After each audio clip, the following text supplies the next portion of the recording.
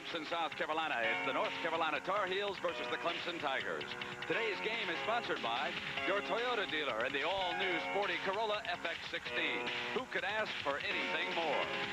The U.S. Armed Forces. It's a great place to start. And by Cigna, a leader in insurance, healthcare, employee benefits, and financial services.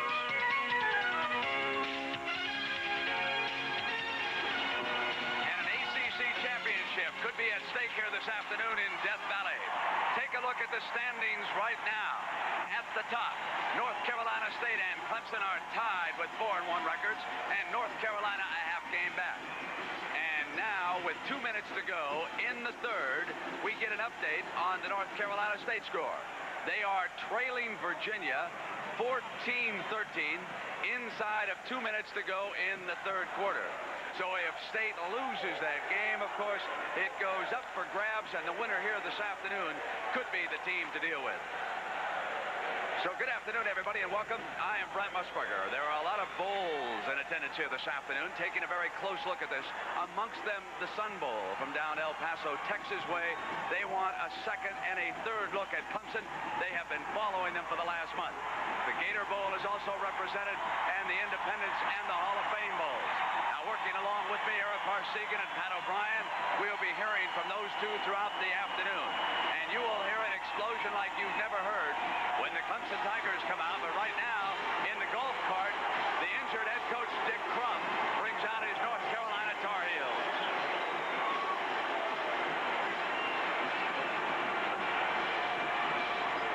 He suffered a broken leg 6 weeks ago, coaching on the sideline against Florida State. Top of the hill, the Clemson Tigers are coming out of their buses.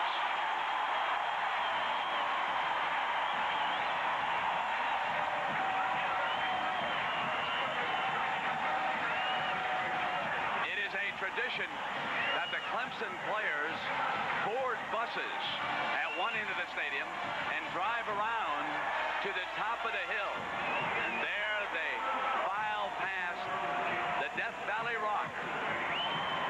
Come down that hill, it is one of the more exciting moments in college football. And just for good luck, Coach Danny Ford broke out the all-orange uniforms for this one. That means it's a special game. Only 12 times, this being the 12th, have they worn all orange here at Clemson, South Carolina. Their record in orange is 10-1 in Death Valley.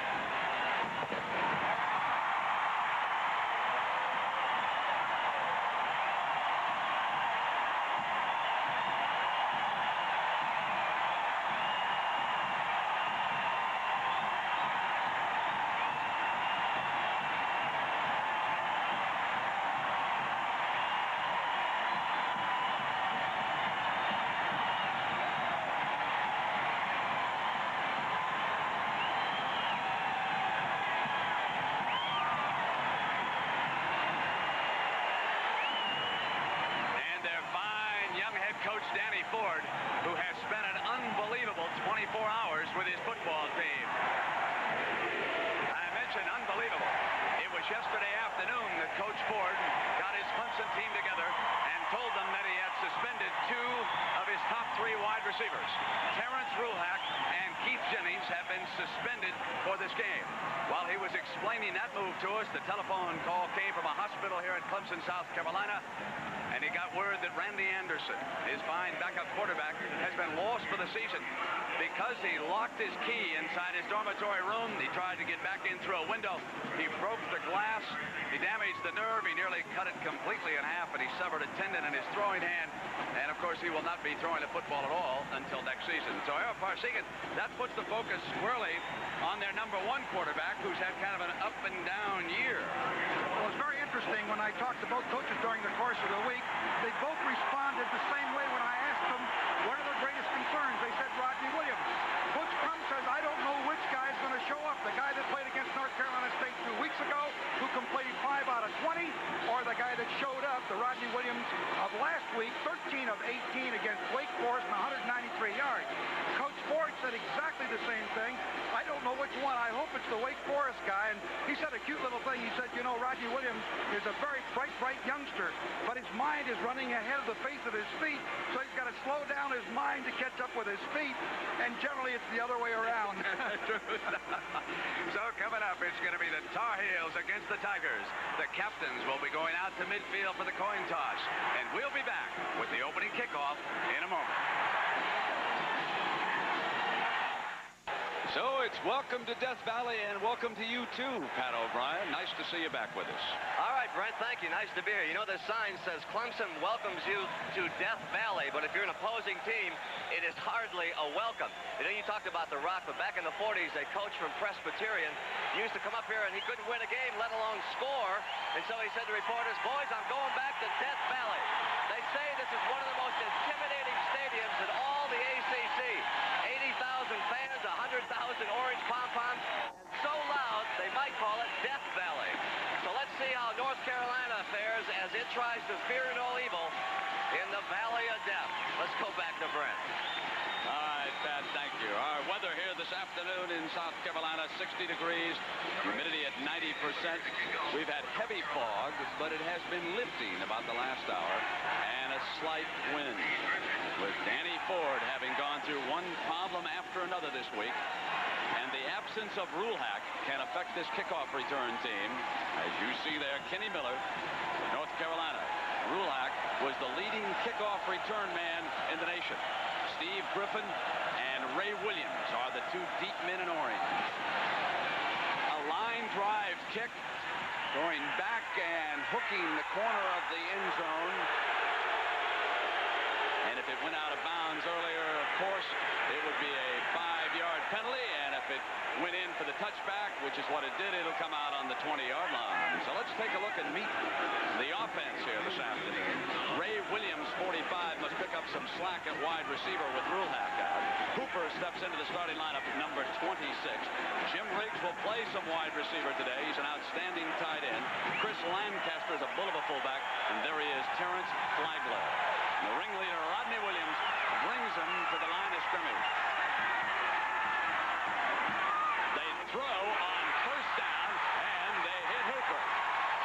They throw for a first down, error right away. Just a quick out pattern. Certainly, Hooper did a nice job. You'll see here he'll fake to the field and turns and throws a quick out. And that'll give Hooper a lot of confidence catching the ball. There's Riggs, number 99, out in front. Big tight end, a great football player. Yeah, I agree. That is a big thing to get Hooper involved right off the top of this game. Gary Cooper is now the wide receiver who brought the play in. He run the fullback straight ahead, and the tackle was made by Brett Rudolph. And he's a good one, an inside linebacker for the Tar Heels that time. You can see Lancaster lost his helmet as he went into the line. Let's meet the line, and it's a good one. Ty Granger. Also notice how young these fellas are. This is one of the younger offensive lines. Not a senior to deal with. There's an All-American there in Williams. Jeff Box out of Darien, Connecticut, came down here. John Phillips is another All-American candidate. On second and long, Flagler, with his first call, is short of the first down, and Tim Goad, the nose man, swats him down. And Carlton Bailey, Brent, who stepped in there for injured Reuben Davis, also gave support to Goad. A score we'll continue to watch because it has such importance on this one. Virginia's upset continues now in the fourth quarter, 17-13. If Virginia wins, then the winner of this game would move into first all alone in the ACC. And again, on the option, Williams keeps it. Out to midfield with a nice run, and Derek Donald finally getting him out of bounds, but that's a 12-yard run by Williams. Beautiful job of faking by Williams on the option play. Watch him put the ball in, then take it out. And you can see the defenders. Burton, number 97, goes for the fullback, and Anderson does a nice job of picking up the first down. Well-executed option. We have a penalty. There is a clip going against Clemson. A clip on this play, a beautiful fake by Williams, who took it back away from the belly of the fullback and rolled out, but it goes to no avail as drives coaches crazy. Let's listen to the call here. We have clipping on the offense. It'll still be 3rd down. You have a penalty like that, this drives you wild, and of course, there's the beneficiary of it, Coach Dick Crum. He's done a remarkable job over at North Carolina. He would prefer a heel leg. Yeah. Well, I don't know about that. They had a 1st down. Yeah, you coaches. So it is 3rd and 6. Williams slips down at the 25-yard line. Backing up into the protective pocket. He lost his footing and went down, and Clemson will punt it away. Well, it rained most of yesterday, as you know, Brett, and also this morning there was a fog. It's lifted some. The field is pretty wet. We'll see whether or not it holds up during the course of the afternoon.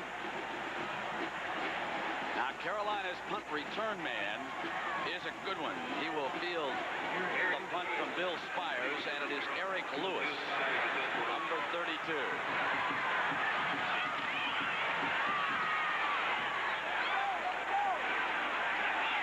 At the 37. Good coverage by Clemson on that punt by Spires. They did not allow him any return room. A 37-yard punt and a 5-yard return.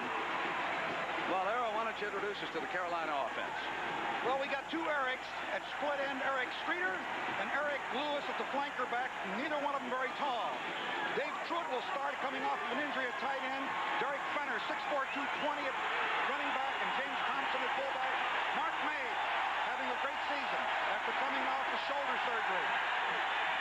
He uses his big tailback. Boy, that's my first look this year at Derek Fenner, and does he remind me of Ethan Horton with that size? Harris Barton at left tackle. Everybody's All-American. Really a great one. At the left guard spot, Steve Steinbacher stepping in there for Davis. Jeff Garnico will come back off of an injury. Probably a good guard at right side. 2nd and 6. May on the roll. 1st down yardage.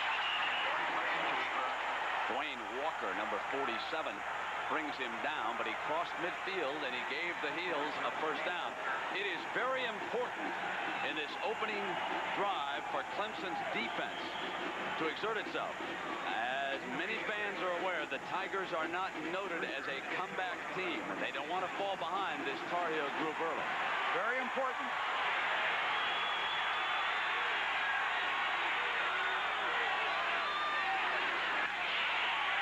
Keeps it on the option. Down to the 43-yard line. Hit hard by Walker, the middle linebacker, being very active early. Trying to run the option. He fakes the dive play, comes on down the line, fakes the ball to the outside, but they didn't buy the package, as you pointed out, Brent, and he stopped for about maybe a yard or 2. It's interesting that they're coming out here running a lot of the option play. 2nd and 7. James Thompson, the fullback. And here comes his tailback again, and Fenner turns it up to the 20-yard line. Derek Fenner, 23 yards, and I thought that the Clemson defense on this side was soft. Well, they walled it off beautifully. You watch the fullback right here, turns the corner, and he got the seam right there. There was almost a clip there on lot number 5. That was very close there. Now, here is Thompson just burying the corner on that side, opening it up. 1st and 10 for the Heels at the 21, and Fenner steps inside the 15. I like the way he picks his hole as he moves. He's a smooth-looking tailback, that big fella. He's carried 3 ties for 32 yards. It looks to me like he knows what he's doing out there. Brady came into this game with 137 carries and 789 yards, a 5.8 average, and he's done nothing to hurt that thus far. 2nd and 4. And Thompson right straight ahead. Tony Stevens, the nose guard, ready for him. And speaking of Stevens, let's meet the Clemson players who are out there defensively right now. He has about 9 defensive linemen.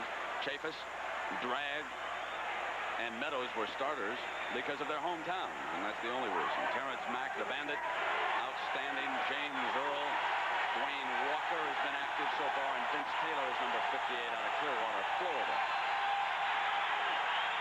Second and. Now there was movement in the middle. I think I started to say second down. Let me correct myself. That was third down. The officials conferring. And we can break away and introduce you to the rest of the defense. Donnell Wolford, one of the corners, played a superb game a couple weeks ago. Gene Beasley is the strong safety from Atlanta way. James Lott moves into the starting lineup. And Delton Hall is the veteran cornerback. Well, there was an offside penalty against Clemson. And, of course, North Carolina took the penalty, and they have a first down at the 9-yard line. There's an update on that game, 17-16. The cardiac kids of North Carolina State have done it in the fourth quarter all year. And here, the Tar Heels run Fenner straight ahead, and Vince Taylor, 58, led the orange-clad defensive unit for Coach Ford that time. Let's take a look at Harris Barton, number 67, the left tackle, a second man with a white shirt on. Fires out here on this short yardage play. Oh, there's double hole. There's a little hole in there by number 10, Keller. But Barton has got great size, quickness, and speed. And the pros think he's going to be a great one. Second and goal. Mays passes incomplete. That was a great hit by Lott. Didn't look like Fenner was ready to catch the ball. He just turned, and Mays had already thrown the ball, and he was sort of surprised when it got there, it seemed like, Brett.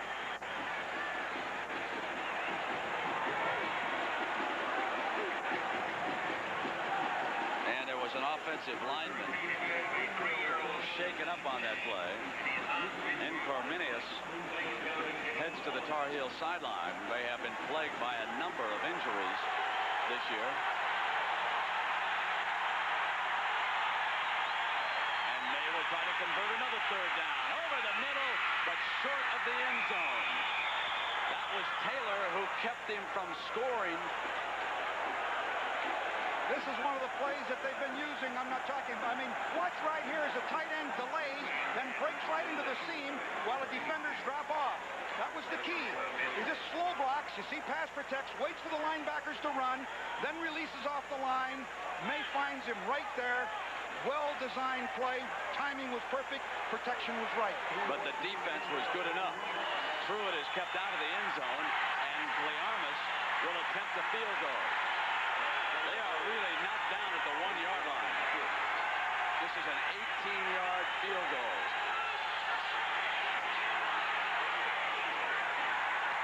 And it's good. The importance of scoring first cannot be overstressed against Clemson at home. They are lethal when they get on the board first, but the Tar Heels kick a field goal. Little man with big plays. Joe Morris leads the Giants against the Eagles. Doubleheader action starts with the NFL today on CBS Sports. You suspend 2 receivers and a defensive tackle, but, says Coach Ford, you use that as a rallying cry with this team. Well, we have suspended 2 of our players, Rulak and Jennings, because of team rule violations that we need to be concerned about. And our football team will play with only 3 now. We had 5 ready to play for the football game. Now we have 3, and Hooper and Cooper and Ray Williams. And we talked earlier at our football team, and it's a little bit of adversity. And most of the time, adversity makes you become a closer unit, and we're hoping that happens to Clemson today. Hoping that it happens, but right now he's down by a field goal. He also had to suspend a linebacker, a backup by the name of Rodney Curtis. Will not be playing for Clemson today. So the Tigers must overcome all kinds of adversity. They have also lost their backup quarterback, Randy Anderson, for the season because of a freak injury. And for the second time here this afternoon, Kenny Miller will kick it off. And waiting is Griffin, number 44. He has replaced Rulak as their main weapon back deep. As an opening, a big lift, down by 3. Griffin brings the kickoff back 35 yards, and Kenny Miller is forced to make the tackle. You see it from the end zone. You'll see a nice hole open up here. Good blocking on the run back. He finds it right there, cracks the seam, and a nice run back by Steve Griffin. Highly recruited athlete. Now keep in mind that Clemson was moving the first time it had the ball, but a clipping penalty and a quarterback slipping in the protective pocket forced them to punt away. They run the fullback straight ahead behind the middle of the offensive line, and Leonard Dempsey, number 61, tackles him there for Coach Crum. NFL Today, 12:30 Eastern Time, and a big question being asked, and Irv Cross was probing why not a black head coach in the NFL. And of course, what's going on in Chicago, all kinds of turmoil. Doug Flutie may or may not get a shot tomorrow at Tampa, and Allie Sherman will be dropping by. He'll be looking in at the game during halftime. So again, Williams hands off to the fullback, and Ron Burton makes the stop that time. How about the defense, Arrow? This is Ron Burton playing at what they call a defensive tackle. They've got an unusual defensive setup. Tim Goad, the nose man, but actually plays over one of the guards 90% of the time. Carlton Bailey starting for Reuben Davis, who was injured. McCairn, that name is, he wanted to make sure we did it right, McCairn. Johnson is the fullback. Williams keeps it. Gets the first down. Brent, they set that up very nicely with two fullback smashes on the inside. The third time he runs the same action, fakes to the fullback, makes an excellent lag to the inside. Burton falls for the fake, and of course Anderson runs it well, and he picks up the first down. A lot of option football, but well set up with sequencing. Danny Ford's offense moving the ball again. Mistakes took them away from the first drive. Here's their second possession. On the wing is Johnson. Two tight ends. This is Flagler. Spurts for the corner. Terrence Flagler, one of the best tailbacks in the nation. Got daylight on the outside and ran for that first down marker. Little different formation that they've used, too. Flagler's a great one. You see, leads the ACC in rushing. They also threw the ball to him last week against Wake Forest. He scored 4 times against the Deacons in that game. Give him 10 yards and a first down. That's what he's accomplished in the last 5 games for Ford. Brent, there's another indication of a different formation that North Carolina had not seen, and they loaded up the side with the motion. North Carolina hadn't seen it before, and of course they picked up big yardage on it. A little surprise element by formation, a little different look. Ball is at the 32. They run Johnson behind the right side, and Ron Burton, number 97, brings him down. Nebraska. Let's get an update. Here's Jim Nance. Jim? All right, Vern, 2 scores for the Huskers at a 2-minute span, and they're back in front 21-14. Ken Kalen with the go-ahead score, and Virginia is at the North Carolina State 4-yard line, 6 minutes to go. Back to Brent and Era. And here, Jim, North Carolina leads by a field goal. If State loses that game, this would be for first. Flagler stepped into that hole and rushed across the 25-yard line. Carlton Bailey bringing him down for the heels. And they went right over John Phillips, a great offensive guard of Clemson. And here you see the linebacker Leonard Dempsey for the North Carolina Tar Heels. Brett Rudolph, their #1 tackler from Chagrin Falls. Walter Bailey plays the equivalent of a strong safety. Derek Donald, the left corner man. Norris Davis, the other strong safety. They play a defense that has 2 of them. Denny Burmeister at the free safety, and Skeet Baldwin at the right corner. This is 3rd and 3 for the Clemson attack. And Johnson keeps it. He broke a tackle, got the first down, and then rammed almost to the 15-yard line. Brent, I think that Anderson tried to keep that ball, and it looked like Johnson took it away from him. Watch here. Anderson is kind of surprised he doesn't have it all of a sudden. Look at it. He followed it back in. He wanted to take it back, but he made a good decision. At least Tracy Johnson did by taking it away. The quarterback, Williams, was looking on the ground saying, where's the loose ball? What happened? and we put it down. The fullback says, don't worry, I got you covered. This is a first down. The ball is at the 16-yard line. Here comes Flagler. He rushes close to the 5-yard line. That's their little counter or misdirection. The one that Danny Ford was telling me that it looked very good in practice, where they fake to the field and come back, fake to the fullback off to the left. Watch this. Then the counter blocking with a left guard and left tackle, both pulling, as you see Williams, 75, and Granger do a good job, and it's a positive play. What a great block by Williams. Number 75 buried his man as he opened up that hole, and Flagler did the rest. This is a 2nd and 1. Here's where they ran the pitch sweep from this formation the last time. Now they trap it inside. And Carolina was ready for it there. Steve Lowe, 66, brings him down. Good defensive play by 66.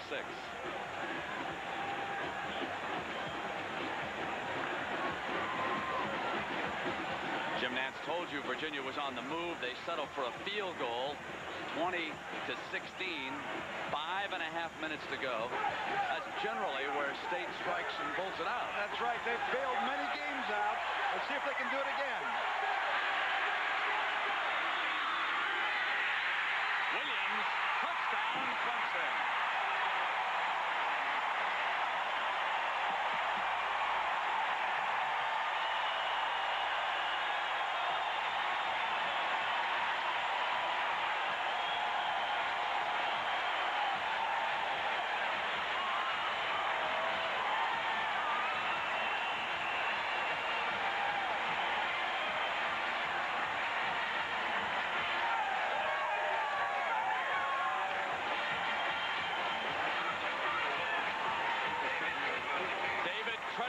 To attempt the extra point.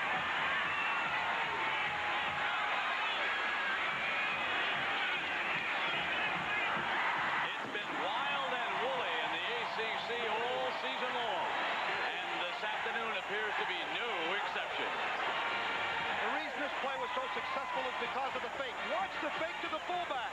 They buy the package right there. And watch him step right around. Look at the hole open up. Nobody on him. Easy touchdown for Clemson. Rodney Williams, their sophomore quarterback, scores the first touchdown, and it's 7-3. Clemson with the lead. Around Death Valley, and all I see is orange. And, Coach, that was a very well-conceived drive. As a matter of fact, by both teams, I think, Frank. North Carolina made a good drive down the field. They had to settle for the field goal on 4th down at the 1-yard line. Clemson came back with a well-executed drive, sequencing it very beautifully. This looks like it's going to be more of an offensive game than I thought. Exactly, and Rodney Williams is the man who must quarterback the entire way because only a freshman stands behind him. And on the far sideline, Coach Dick Crum, who 6 weeks ago suffered a broken right leg when he was hit on the sideline during the Florida State game. Tomorrow, the NFL, here's the key matchups that you'll be seeing. Chicago against Tampa Bay. The Bears are beaten up. Hayden, McMahon, the Fridge, all could miss that game. Washington, Green Bay. Then, of course, later, Giants against Philadelphia.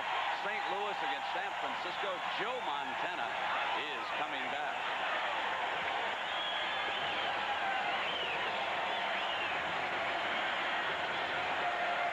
Derek Starr is deep.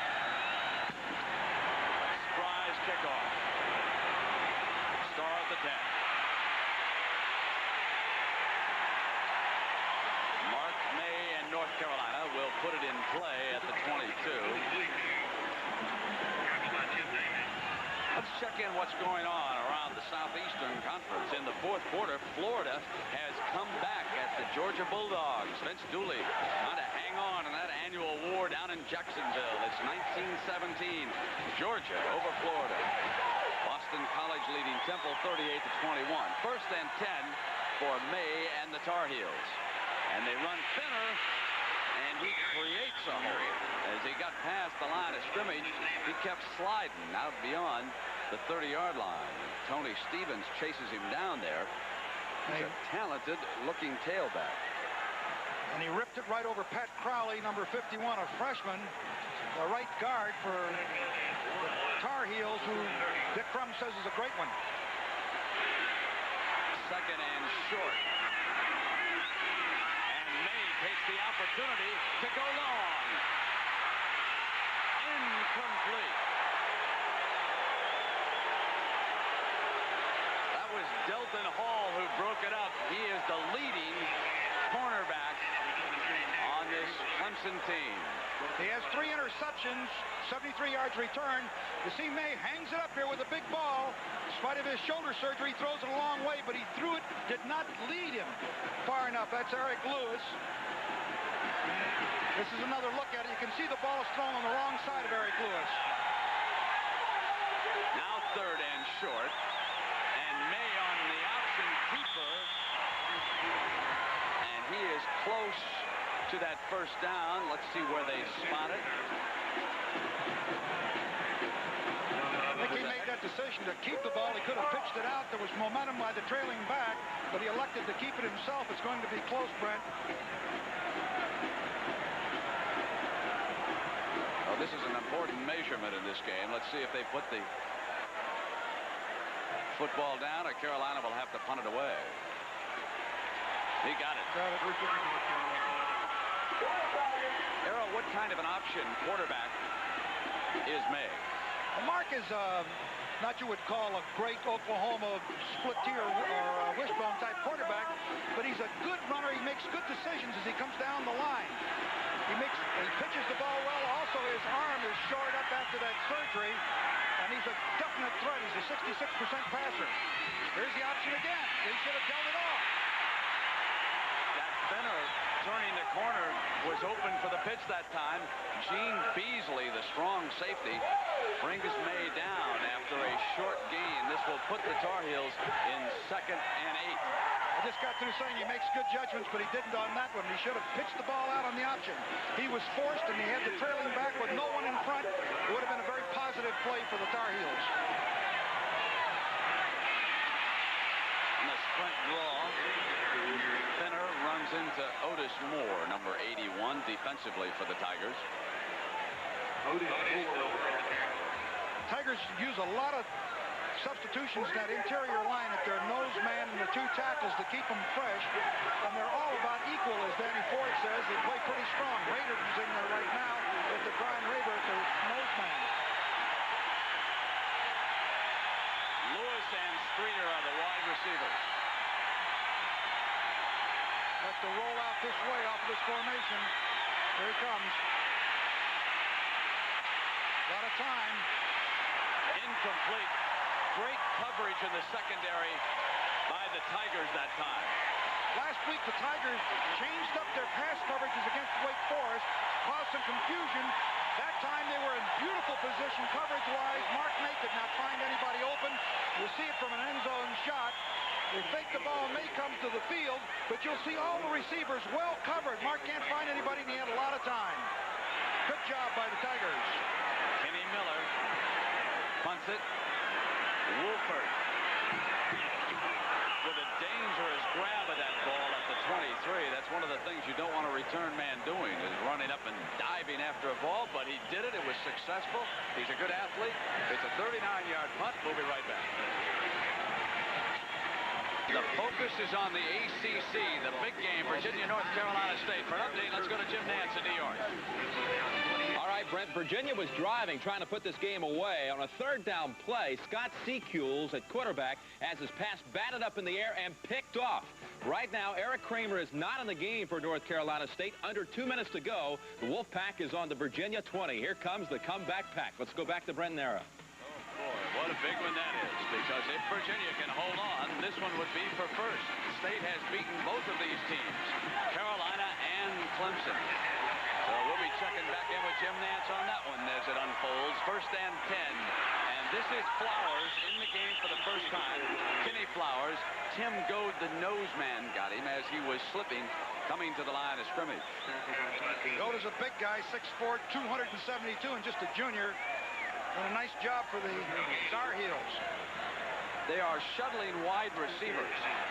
Gary Cooper, number 25, came in with the play for Williams.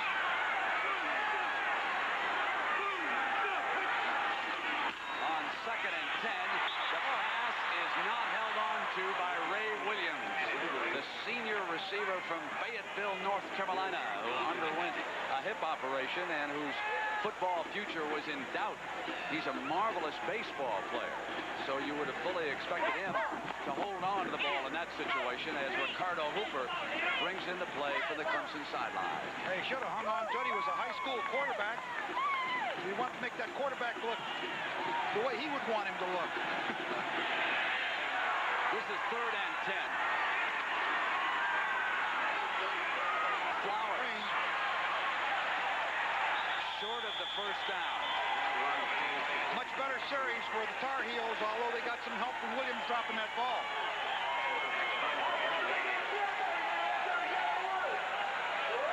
Let's take a look at this great offensive guard, Phillips, number 61.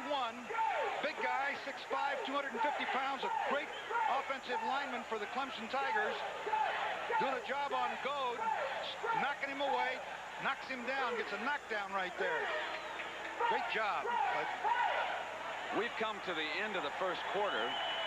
Noel McCahern is down for North Carolina and injured. We'll be right back after this message and a word from your local stations. Clemson leading here, but Jim Nance, what about North Carolina State and Virginia? What's happening? Well, in that game, Brent, freshman quarterback Cam Young could not pull it out for the Wolfpack on this drive. Young picked off at the goal line by Mike Pettin. Pettin's second pickoff of the fourth quarter. It's a touchback. Virginia has the ball. 1 minute to go. They're trying to run out the clock. Let's go back to Brent Nera. If the game winds up that way, the standings in the ACC, Clemson at the top 4-1, and North Carolina right there 3-1, and the winner of this game would take over sole place, first place in the ACC. Spires back to punt for the Tigers, who lead 7-3. Eric Lewis is the deep man for the Tar Heels, inside the 25. He comes to the 36-yard line. Jim Riggs, their fine tight end, brought him down. A 52-yard punt and a 12-yard return. And a reminder, tonight on CBS, The Wizard starts it off. Then the CBS Saturday night movie, Lassiter. An action film, I am told. So we've got action this afternoon and more tonight on the CBS television network. This is 1st and 10, and Fenner is short of the 40-yard line. J.C. Harper and Michael Dean Perry, number 91. One of the Perry boys getting in. Number 91, Michael Dean, right in the center of the picture there. Now he steps to the outside to knock off the tight end, and he's blocked out by Barton. And then he comes back off of that block. Old Barton tries to reach out and grab him. Look at that. But he didn't get him, and Dean did. Marriott and Smith are the wide receivers. May puts it away and keeps it. And he is short of the first down. Gets to the 42-yard line. James Earl, number 9, making the stop on the Tar Heel quarterback. Brent, as you pointed out, if Virginia hangs on, it has tremendous implications on the Atlantic Coast Conference champion. And this game in the next 3 quarters will determine who is going to be the leader. Well, Era, I'm sure at halftime on the Prudential College Football Report that Jim Nance will tell us why Eric Kramer is not playing. He'll fill in the full details on that game. This is 3rd and 2. May to put it up for Fenner at the 46-yard line, and that will be a first down. Boy, he really got hit too, but he hung on to the football. That was Norman Haynes who ripped him, Era.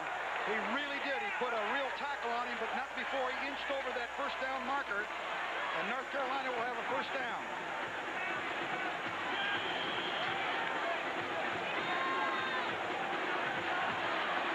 They move the markers to the 46. Carolina trailing Clemson 7-3. 13-15 first half here in Death Valley. Fenner fumbles and recovers. Let's see. No, he didn't get it. He didn't get it.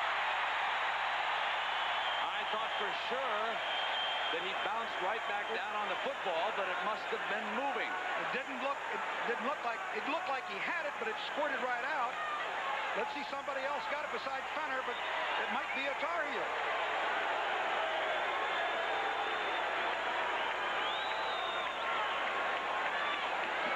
It's Piper number 52, who was injured during the course of the week. I think Fenner took his eye off of it as we look at it here again. He's looking ahead at the blocking combination, does not field the ball. You see May kicks the ball. Now it comes right out and even goes through. Somebody else reached in there and scrambled for it. Can't see. Tight end is John Keller, second and long, and he runs the fullback, James Thompson, who gets nowhere against the middle of that defense. And again, Norman Haynes, 14, and Raymond Chaffetz, number 79, bring him down for the Clemson Tigers here this afternoon. Chaffetz really closed down from his left tackle spot, and the play just didn't have any chance. There was no opening, no seams in there for him to run. Clemson defense leads the Atlantic Coast Conference in almost all defensive categories.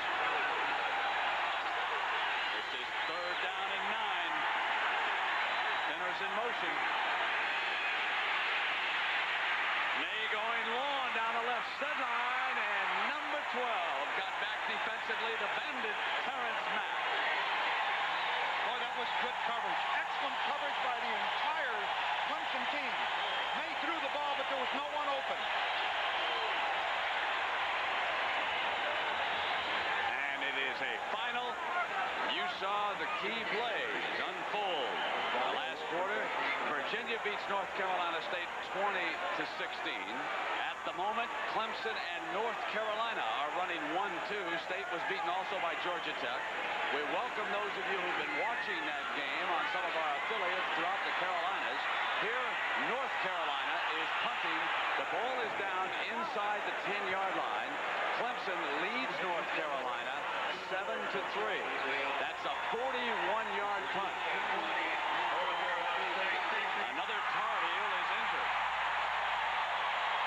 We'll break away and we'll come back and get you up to date.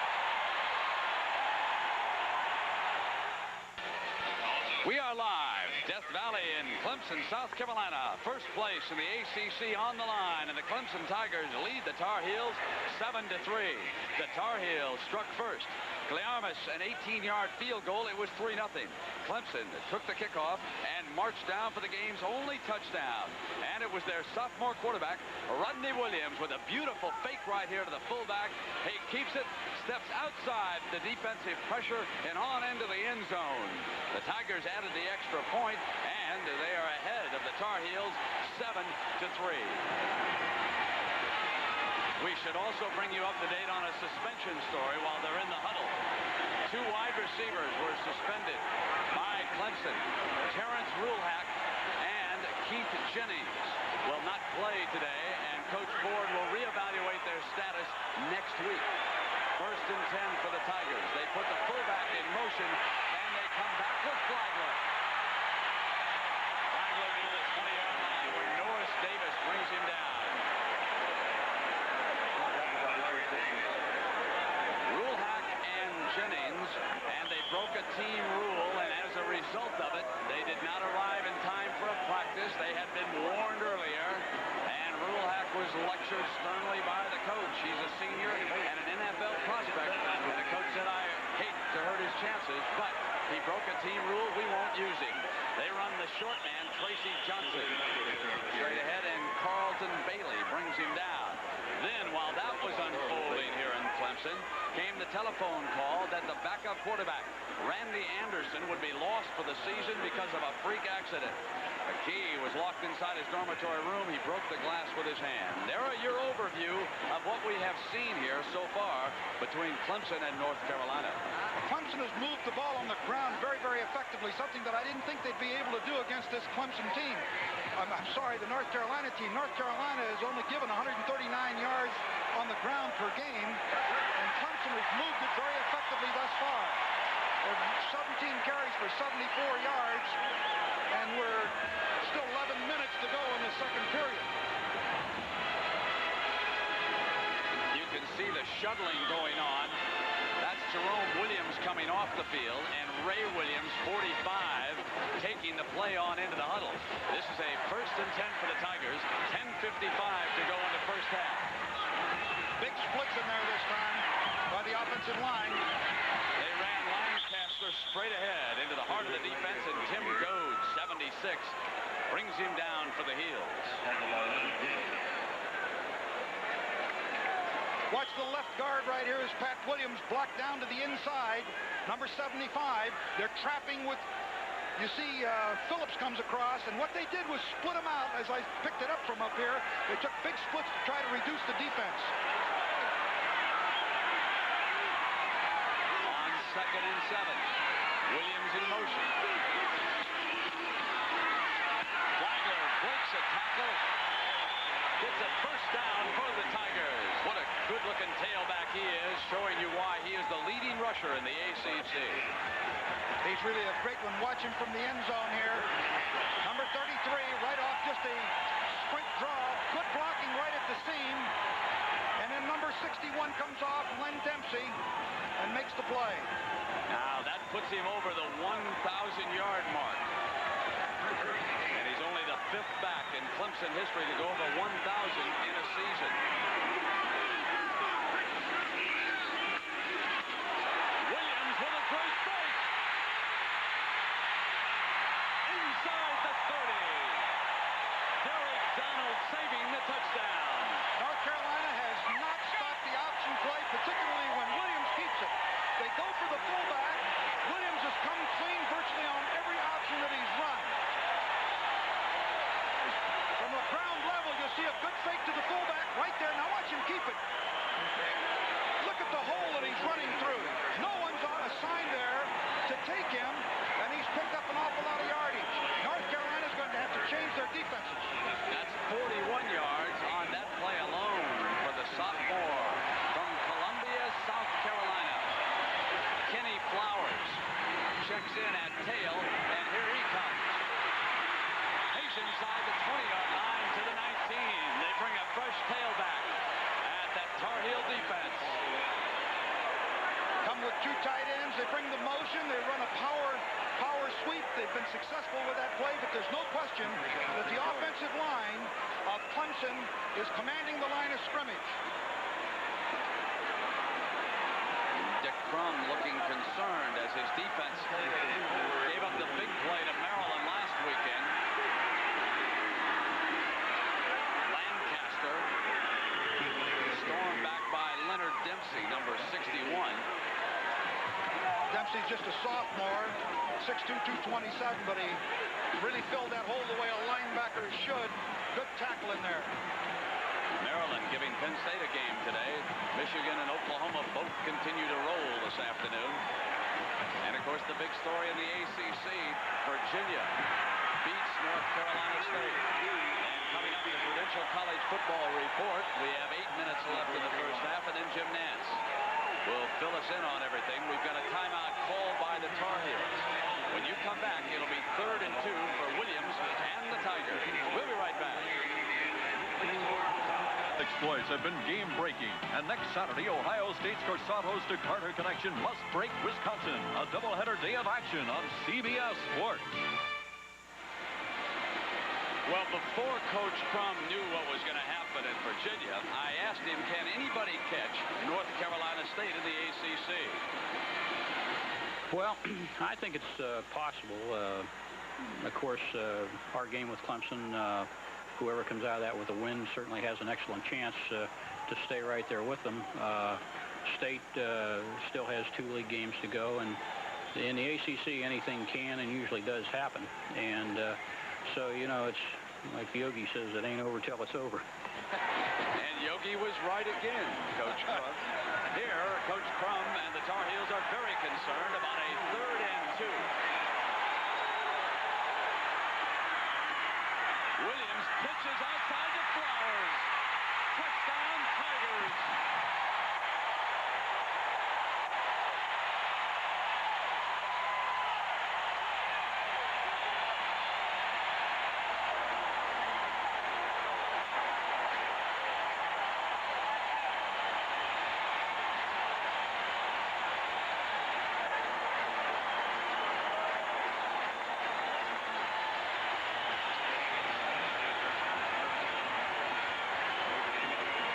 Orange Day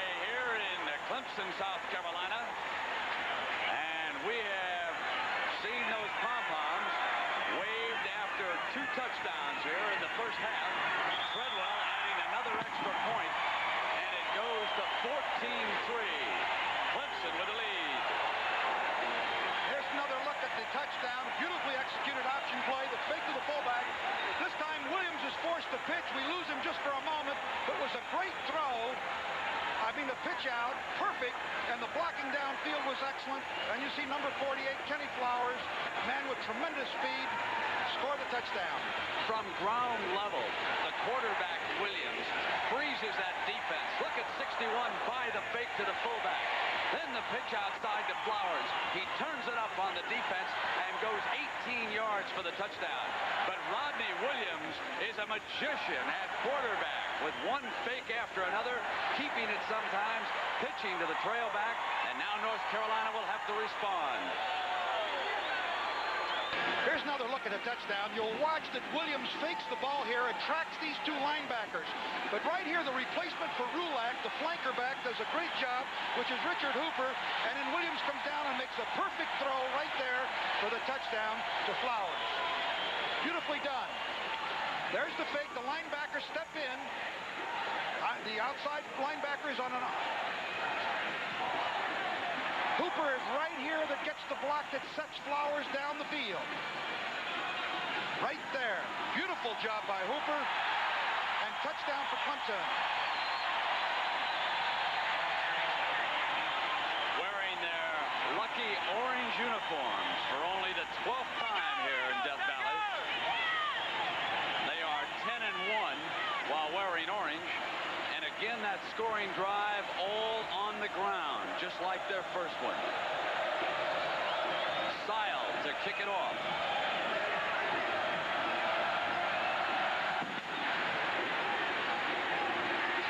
Eric Starr at the 8.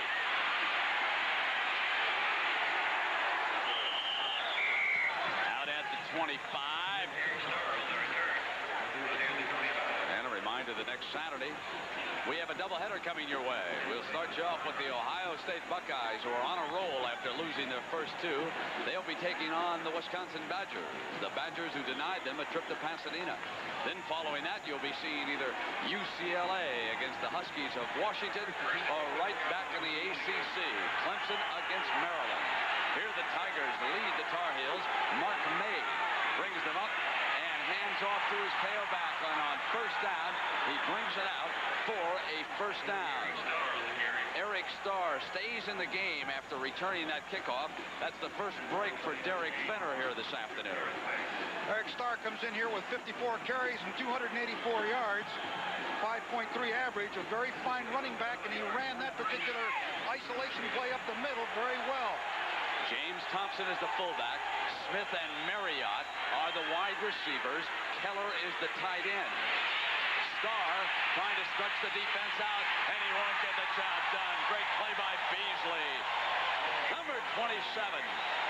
Strong safety came up and made kind of support that a strong safety is supposed to make on a play like that. Gene Beasley up here at the corner. Watch him support. Here's the pitch out. As soon as he sees the action, here he comes, number 27. Look at him fly up that field as Starr tries to get the corner, and there he is with the play. Second and 11. It's complete over the middle to the 44-yard line. Norman Haynes in defensively to make the stop. John Keller, the tight end, was the receiver. Keller moved into the starting lineup because of an injury suffered by Truitt, and he did a fine job last week against Wake Forest. She's from Toledo, Ohio.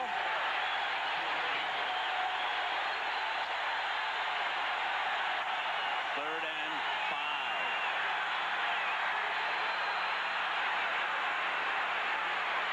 May with penalty flags on both ends of the line of scrimmage. You saw the movement down in the middle of the pit down there. So at the 6:15 mark, the officials will sort this one out. And Errol, what about this Clemson defense against the rush this year? Well, they've been sensational. They're number one in the conference, very high in the NCAA standings. And we'll see what the official says right here. We've got offsides on the defense. That's a first down. I think that May has been doing a good job. That's the second time. He's changed his cadence anytime it's third down and less than 5. He's staggering his cadence, and he's drawing Clemson offside. Very smart move by Mark May. Delivers the play to his teammates, and the 6'4" junior from Charlotte, North Carolina, brings the heels to the line. Fake freezes the defense, throws low for his tight end Keller, incomplete. Mark May really threw off balance that time. He really was not in position. His feet were not in good position. Threw all with his arm. It's an arm that had surgery in 1985, and you can see what they've done with and without May. But on that particular play, he was really off balance. Underway, and the top-ranked team probably will have no difficulty with that one. 7-0 Haynes. 2nd and 10. Here's the pitch to Starr. There's another penalty flag down, and Starr battles his way down to the 47-yard line, but it might have been all for naught that time. They drew Clemson offside again. He's staggering the cadence, I think. I believe that's what it was. May walks over to the officials to listen in. Auburn bouncing back. And Ohio State on that roll. We'll see him against Wisconsin. And then, of course, the great confrontation with Michigan. And this one goes against North Carolina. Well, let's see. He might have called him throwing him off. They'll give us information here. We've got illegal procedure on the offense. Quarterback simulating a play. He caught him moving apparently. Drawing him offside. Let's see if we can see the quarterback move here or not.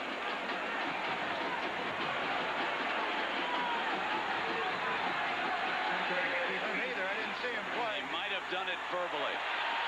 2nd down and 15. And Finner returns. He's near midfield, but that will leave the heels with a 3rd and 9 as J.C. Harper, number 77, brings him down. Well, simulating a play is you start by moving and drawing them offside. The quarterback making an unusual movement. I don't know whether he was bobbing his head, but I didn't see any movement. And you can't do it verbally. It burdens on the defense.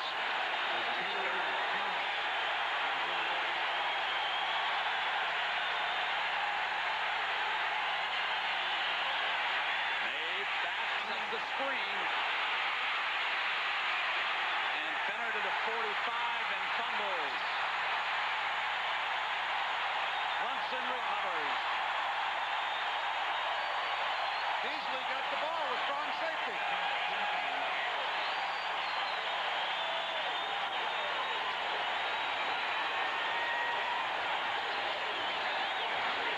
Darrell, watch Haynes deliver the blow here. The swarming Clemson defense does a remarkable job. Where you see Fenner turn inside. There's the hit right there. And Beasley, number 27, the strong safety, comes up with him. It was Haynes who delivered the blow coming in from the side right there. That jarred the ball loose. And on 1st down, Williams goes deep and incomplete.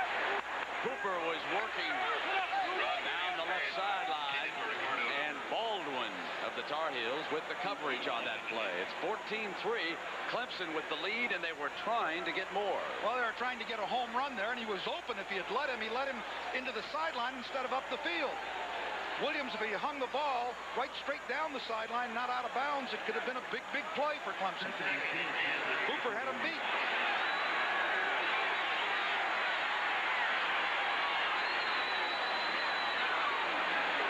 Second and 10, and they come back with the fullback, Lancaster. Well, John Phillips, number 61 at right guard. Jeff Back at center. And Pat Williams at left guard is doing a great job on the inside on the North Carolina defense. Dan Harriman and James Coley are in for Coach Ford at receiver. They're using some of their tight ends as wide receivers today because they are undermanned.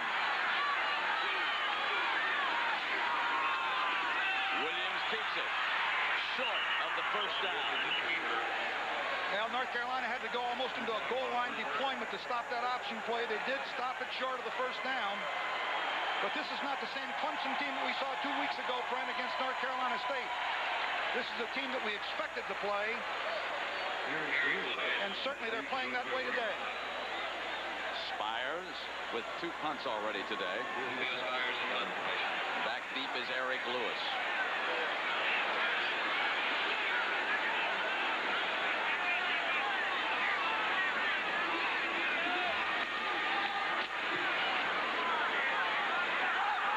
Lewis at the 16. Out to the 22-yard line. It's a 35-yard punt and a 7-yard return. It's 14-3. We'll be right back. Pat O'Brien on the sidelines with Freddie Perry, the brother of the refrigerator, and Michael Dean. You guys had 8 football players in your family? 8 football players. And you all played? We all played tough, too. Now, Thanksgiving comes around. Who finances that meal at the Perry household? I guess I do, since I work at Savannah River Flat. Brett, you can have any 8 guys you want. I'll take the Perry brothers. I'll take the Magnificent 7. Anybody who's armed against that bunch. Oh, boy. The Fridge himself is down with a knee injury, I was reading, and we'll be checking in on that tomorrow. Boy, there's turmoil surrounding the Bears. They lost to the Rams Monday night. They'll be trying to come back against Tampa. This is 1st and 10. May keeps it. Now pitches to Fenner, and he is stormed under by James Earl, number 9.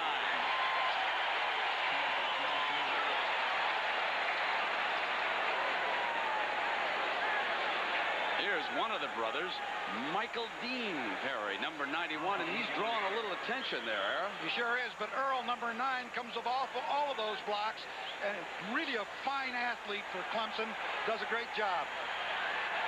Eric Lewis and Eric Streeter are the wide receivers.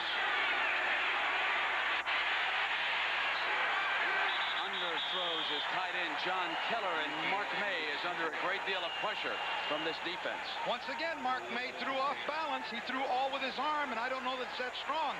His feet were not set. Take a look at him here from the end zone. He has to throw with his arm. He doesn't step into the throw and finish it just the way a baseball player would be throwing. He kind of throws it with the arm. Look at this. Just throws it. Just all arm. Can't get it there. That's twice he's done that. He's 4 of 10 for only 27 yards.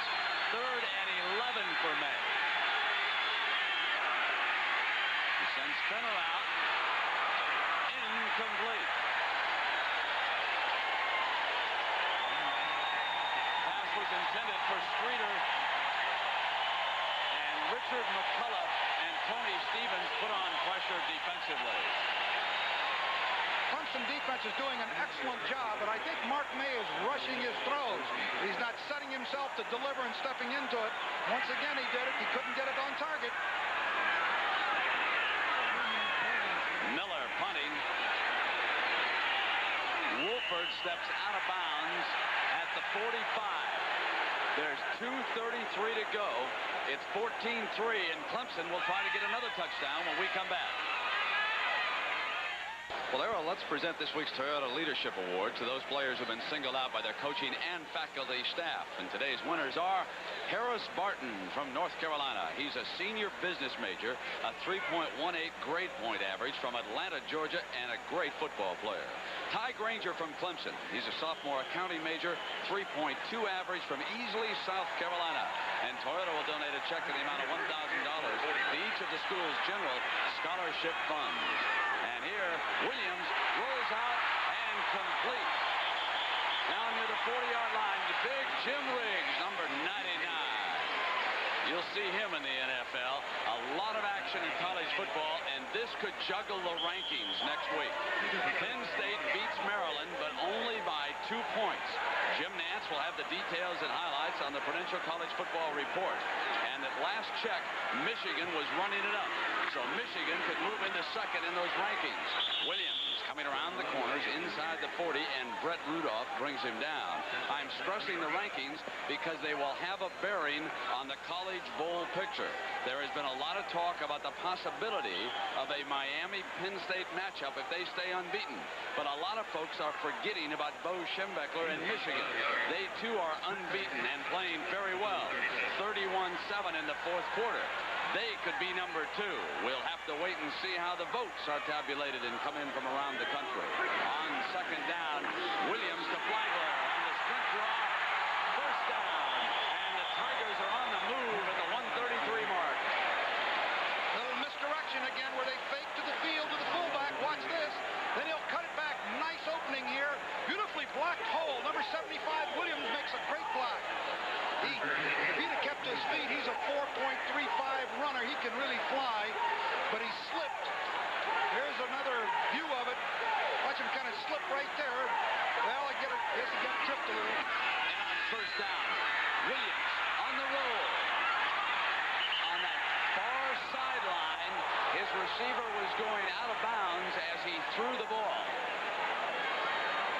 He was rolling over to the right, released the ball toward Hooper, who was falling out of bounds, made the catch, but he was already out. Coach Crum, with that broken leg, watching from the sideline. He was asked if it would slow down his fishing at all yesterday by Coach Farsigan, and he said nope, but my wife was very concerned that she might have to carry the motor to the boat. Second and 10 now. Williams hands to Flagler. He busts inside that 25-yard line. If you have not seen Terrence Flagler, you're looking at one of the better tailbacks in the nation. And he started the season number 2 behind Kenny Flowers. But he quickly moved to the top of the depth chart for Coach Ford after Flowers was slowed by injuries. And now Flagler is heading toward a possible first or second round selection in the NFL. We'll be right back. We've got a timeout. Valley along with Pat O'Brien and Ara Farsigan. And Ara, what's your evaluation of North Carolina and the way they're playing defensively?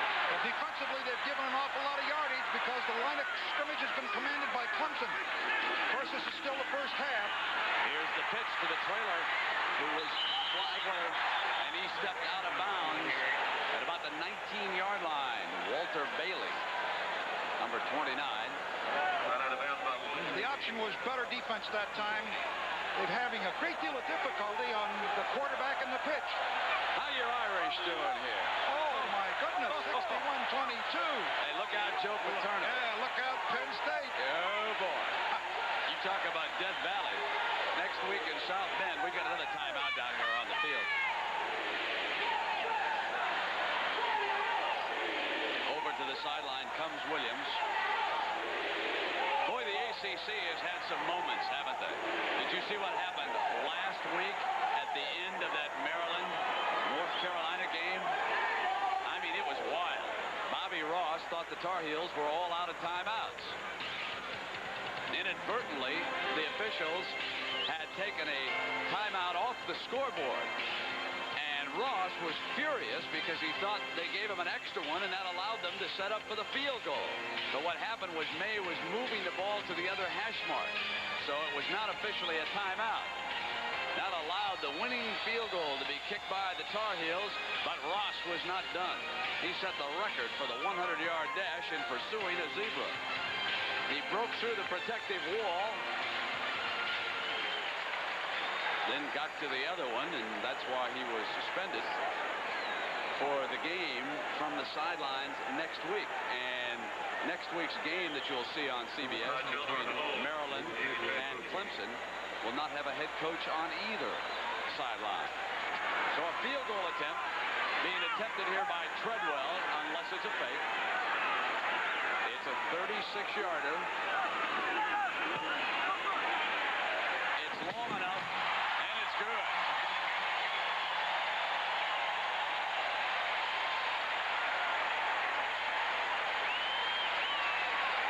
Treadwell makes it 17-3 over the Tar Heels of Chapel Hill, North Carolina. One of the prettiest campuses you'd ever want to visit up there in North Carolina. Let us pay a visit. At the University of North Carolina, people make the difference. For most students at Chapel Hill, getting to class is only the beginning of their education. When undergraduates work with some of the top researchers in their fields, seeing is more than just believing, it's experiencing. They hear about a discovery long before it's printed in a textbook, creating an atmosphere that thrives on teacher-student interaction. At the University of North Carolina at Chapel Hill, that's what getting an education is all about. Clemson University. In the uniquely American tradition of land-grant universities, knowledge belongs to the people, not just to the scholars. Clemson research in emerging technologies is bringing knowledge of robotics and biological containment of agricultural pests into the real world. Clemson balances its research mission with public service to individuals and to communities. At Clemson, the concept and the tradition are a dynamic reality every day.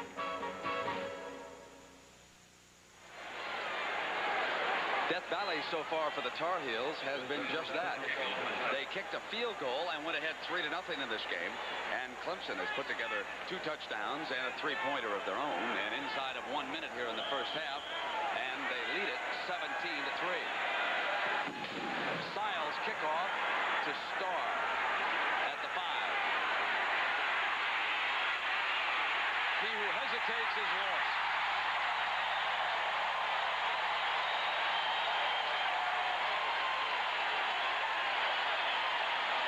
Tomorrow, 12:30 Eastern Time. Why not a black head coach in the NFL? Herb Cross takes a look at that story. And we'll check in on the Chicago Bears. Will Doug Flutie be playing tomorrow in Tampa Bay? We'll have that story at 12:30. And here are the Tar Heels trying to get something going against this rugged Clemson defense. They run thinner on first down, out close to the 15-yard line with the seconds ticking off the clock, and Coach Crum wanting to get a head start perhaps on his players. It takes him a little bit longer than normal. The Clemson athletic department provided him with a golf cart when he led the team onto the field here prior to the kickoff. I wouldn't think they'd want to take any kind of risks down here. They're only 2 touchdowns behind. Smart to go into the locker room with just 2 touchdowns behind. We've seen other teams try to gamble and have it backfire on them and another score. At least they can regroup and come out here for the second half because there's a lot at stake. 5 seconds ticking away, and we'll come to the end of the first half.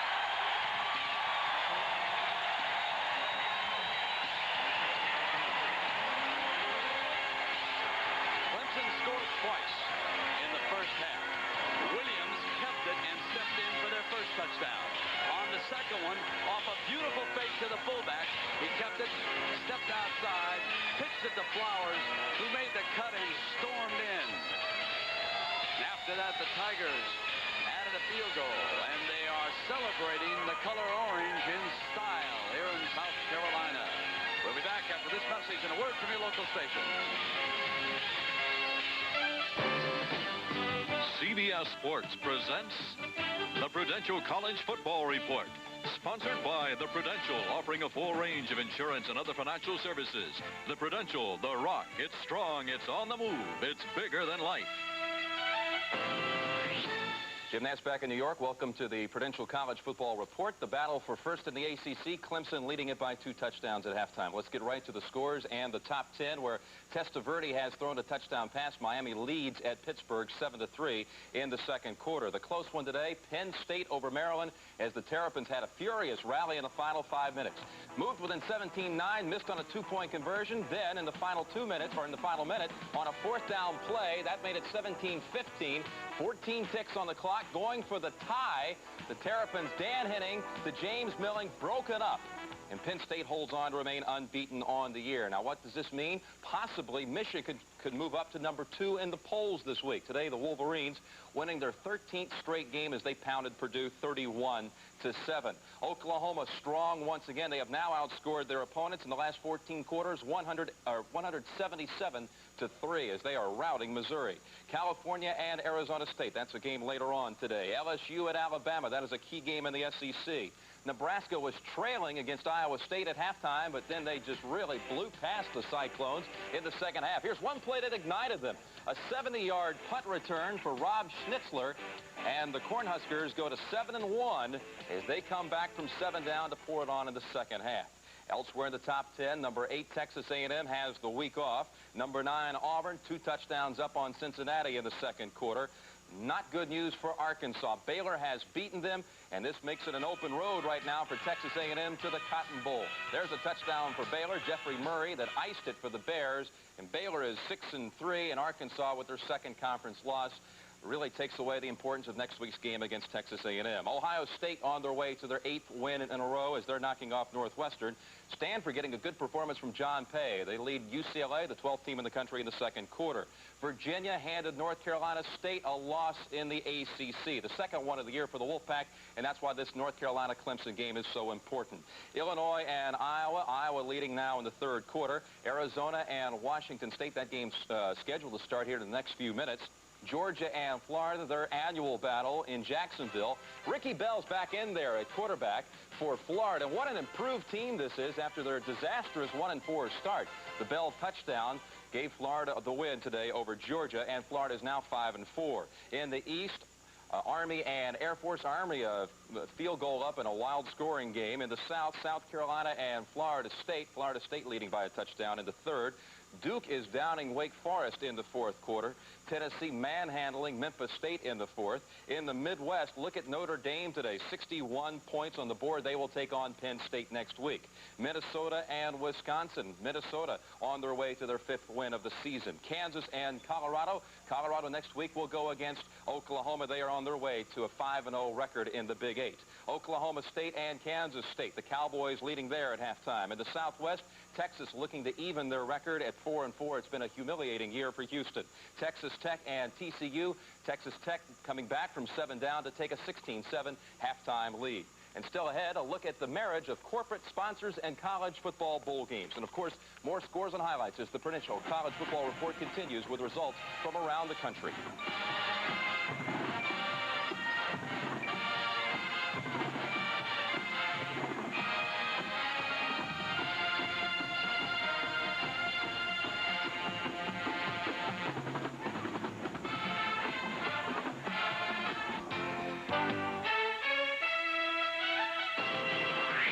Boston College has now won 5 games in a row and thinking about bowl possibilities with their 6-3 record. In a losing cause today for Temple, Paul Palmer, 212 yards rushing. He breaks Mike Rozier's NCAA record for 4-game rushing mark.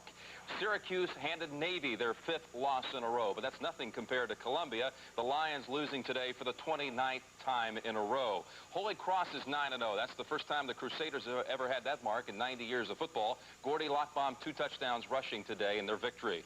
Georgia Tech poured it on against VMI. Kentucky's Ivy Joe Hunter, 238 yards rushing, 4 touchdowns in that Wildcat win. Virginia Tech victorious over Richmond. Hokies had 317 yards rushing.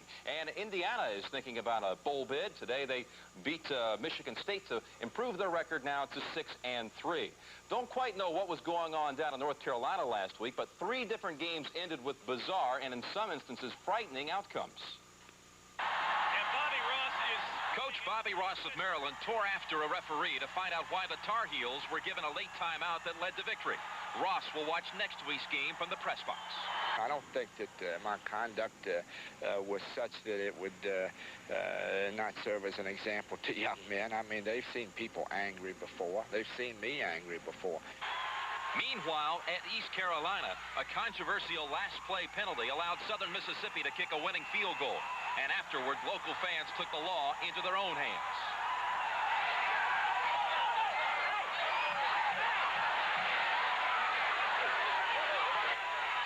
And in Raleigh, volley, a controversial penalty, gave North Carolina State one last play. And sure enough, the prayer was answered. It shows what happens when players put their heads together and fans keep their cool. Three faces of college football, the bad, the ugly, and the good. And speaking of different faces, when we come back, we'll show you how corporate sponsorship is changing the look of postseason bowl games. You're watching the Prudential College Football Report on CBS, where the scores continue from around the country.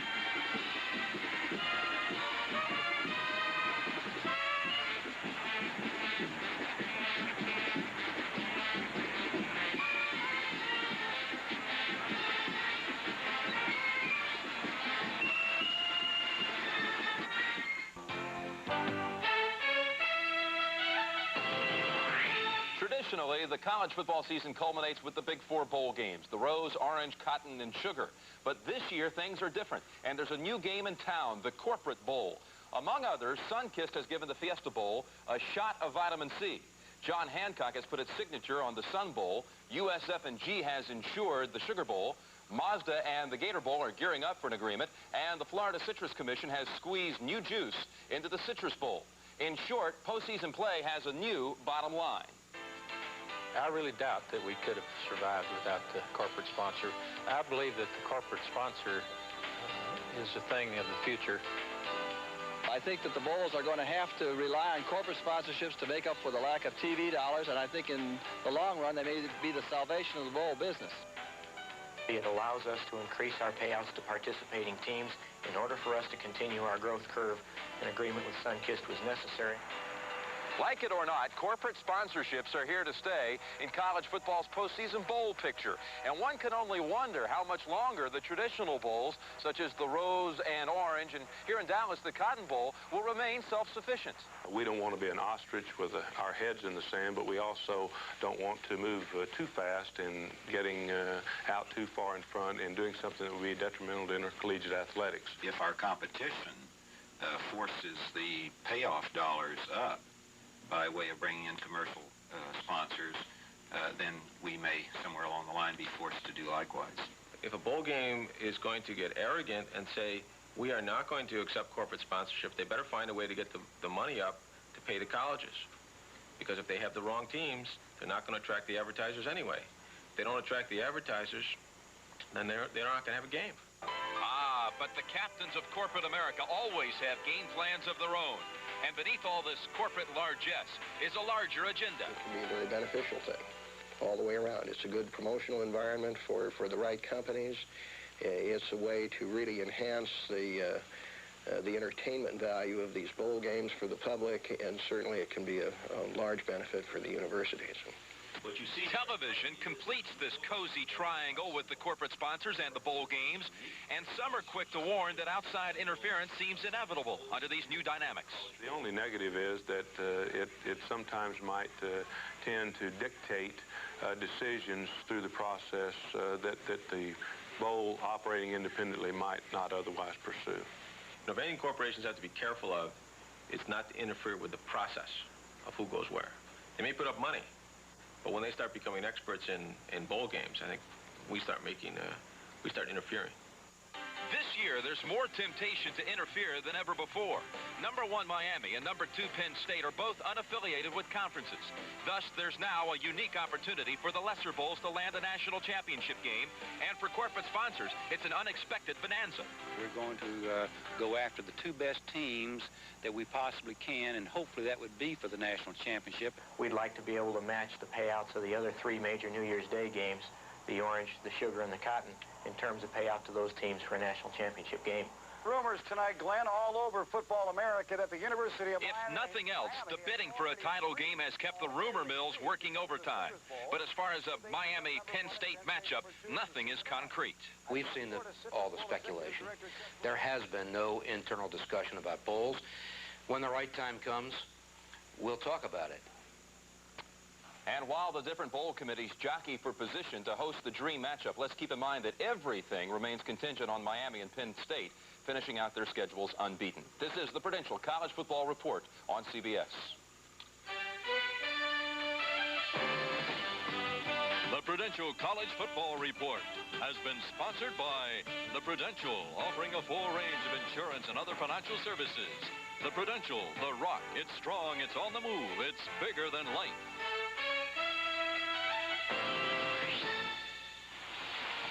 Here in Clemson, South Carolina, it's starting to look like the Great Pumpkin down here. It's orange is the color, and the big flag being unfurled down there. I'm Brett Musburger with Ara Parsegan. Ara, you said at the top of the day, Rodney Williams, the Clemson quarterback, was the key today. Well, he certainly has been. His running has been extraordinary. The statistics, as you see right here, 7 rushes for 68 yards, and he's run the option play beautifully this afternoon.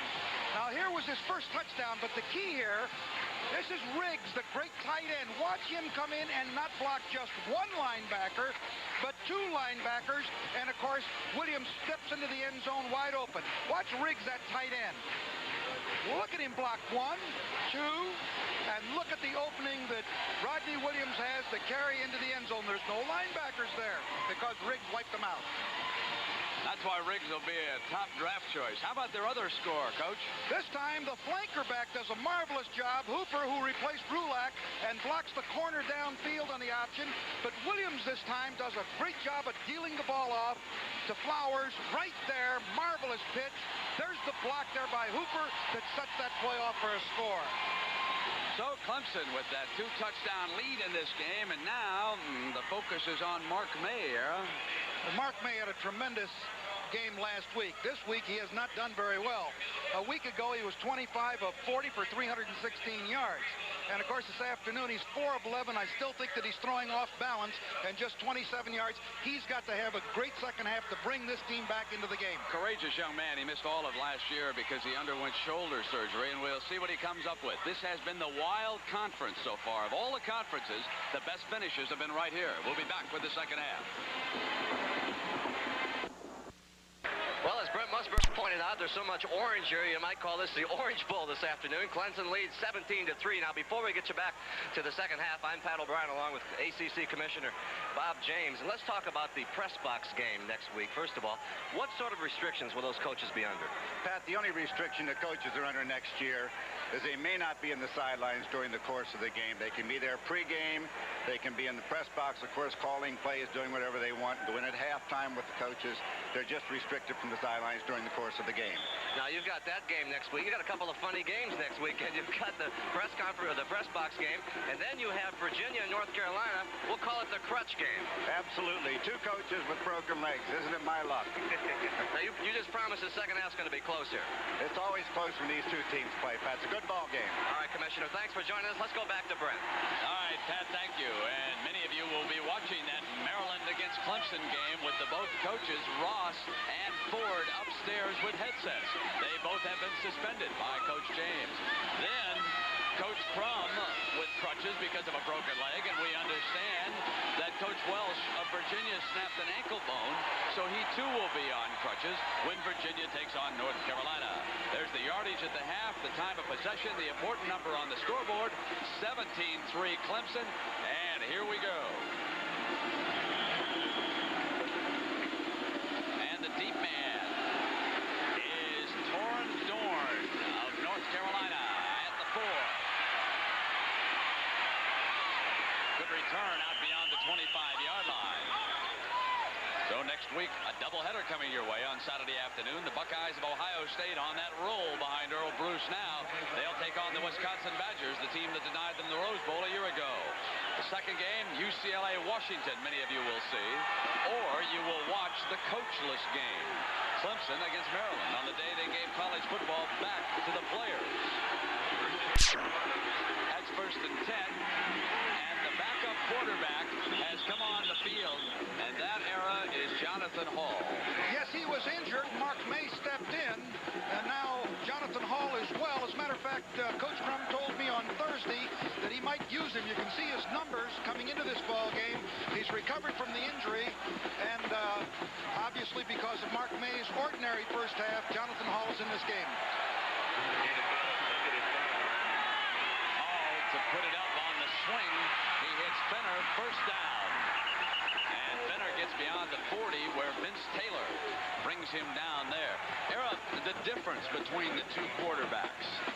Well, both of them are, I'd say that Jonathan Hall probably is a little better runner, has a little more experience, and started more ball games than Mark May. Mark May's been out a long time, but he came in when Jonathan got hurt, but he did so well that they kept him in there. But, of course, that first half changed the decision here. First and 10 for the Tar Heels. Fenner getting a couple of hard yards against that Clemson defense, and the Tigers have been very tough to run on all season long. How about that bandit, number 12? Number 12, the bandit end, always over the tight end. You see him right there on the right side there. Wards off the block of Barton. Barton's turning him out. He comes all the way around, but he does not get, well, I guess he comes at the tail end of it. Barton did turn him away from the hole. Second and 7. Show blitz. And they run Fenner on the other side, but he is stacked up by the defense, led by James Earl and Dwayne Walker. I think North Carolina's got to establish a passing attack off the run action to get back into the game. It seems to me that the offensive and defensive lines of Clemson thus far in the game have been able to control the Tar Heels, and I think Coach Crum there has got to get his passing game going. So a big third down here.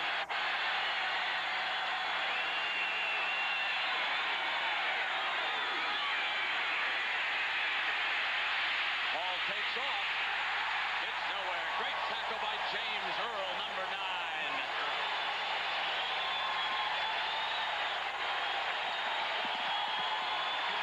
There's another guy that came to Clemson as a quarterback. James Earl, number 9, fights off his block. Keeps coming right here on your right side. And as Jonathan Hall tries to run the ball, he had a lot of daylight in front, but Earl brought him down, and they're forced to kick. And Kenny Miller will handle the punting for the Tar Heels. Wolford lets it bounce inside the 15-yard line. Good punt by Miller. So the Clemson Tigers will have possession for the first time in the second half when we come back. Exploits have been game-breaking, and next Saturday, Ohio State's Corsatos to Carter connection must break Wisconsin. A doubleheader day of action on CBS Sports. Several heroes for the Clemson Tigers this afternoon, and around the country, let's check in on some other big men on campus. Jim Harbaugh, the fine quarterback at Michigan. He was 14 of 20, 31-7. Then DJ Dozier, as Penn State remains unbeaten like Michigan with 111 yards.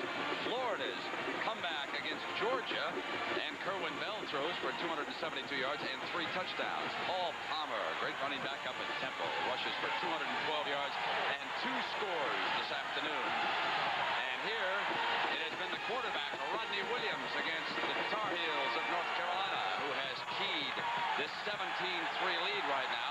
He brings Clemson to the line of scrimmage. Terrence Flagler is his lone setback.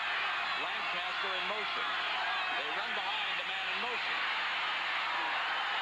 And Flagler out to the 17-yard line. It was the same play that they've had success with in the first half.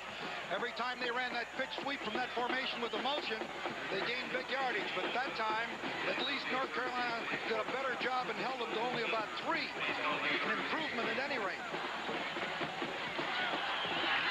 Ricardo Hooper brought the play in from the sideline. He splits out to the right.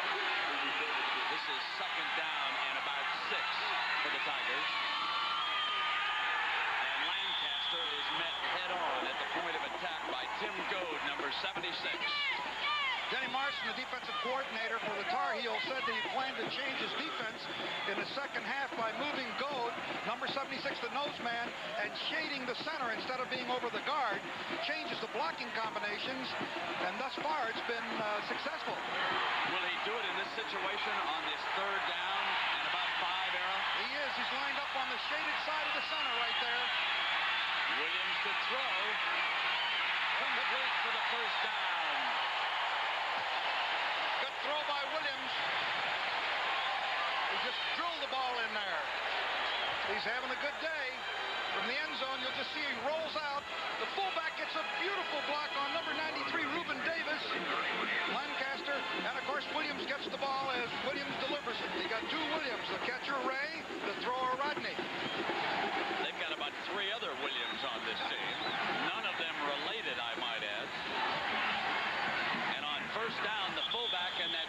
change in the alignment.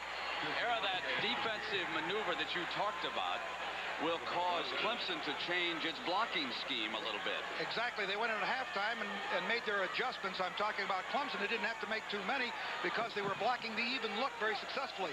Thus far, the 3 times they've tried to run with goads shaded over the center, which draws that block and requires the guards and tackles to block different combinations, has worked. Let's see if it continues to work. On 2nd and 10, Williams rolls against it complete. And down the right sideline was Gary Cooper, a reserve wide receiver, and it's a 34-yard gain. Gary Cooper does a great job. He's up at the top here. He's got single coverage. It's a double zone back here. But he loses him as he goes up the sideline. The perfect route goes inside the cornerback. There he is right in the seam. And, of course, the safety man here coming up misses a tackle, number 37, which is Derek Donald. And finally, Bailey, number 29, with help, gets him down. Williams' passing game turns the Tigers on this drive. Ray Williams busts a tackle, gets to the 29-yard line before he is finally brought down. They ran in the first half, and now it is the passing getting the job done. They're keeping the Tar Heels off balance.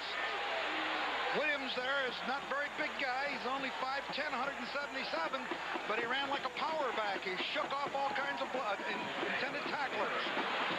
Nice job by Williams. Now they come with a double tight end, Coley and Riggs. And they'll run Flagler. First down to the 21-yard line, and Bailey brings him down. The backs are finding the seams wherever they are. It was a pitch sweep. The hole was to the inside as you watch it here. 2 tight ends. There's the pitch. Tight end Riggs blocking very nicely. Number 99 out there. There's another block by the guard blocking out. Fullback 49 does a nice job, which is Lancaster. Good blocking by the entire Clemson team. Carried 12 times for 70 yards today. It has Flagler. This is 1st and 10 for the Tigers. Lancaster. He's inside the 20-yard line with that burst. Leonard Dempsey, 61, tackling him. The Tigers are averaging better than 6 yards a pop against this defense this afternoon. From the ground level, you'll see the interior, you'll see the center, and the 2 guards split away. They run the trap right up the middle. Williams, 75, comes across the hole to trap, but it's closed down, and there's only about 3 yards on the play. 2 tight ends, and it's Flagler coming around the left side, going for the corner, breaks a tackle, he'll score.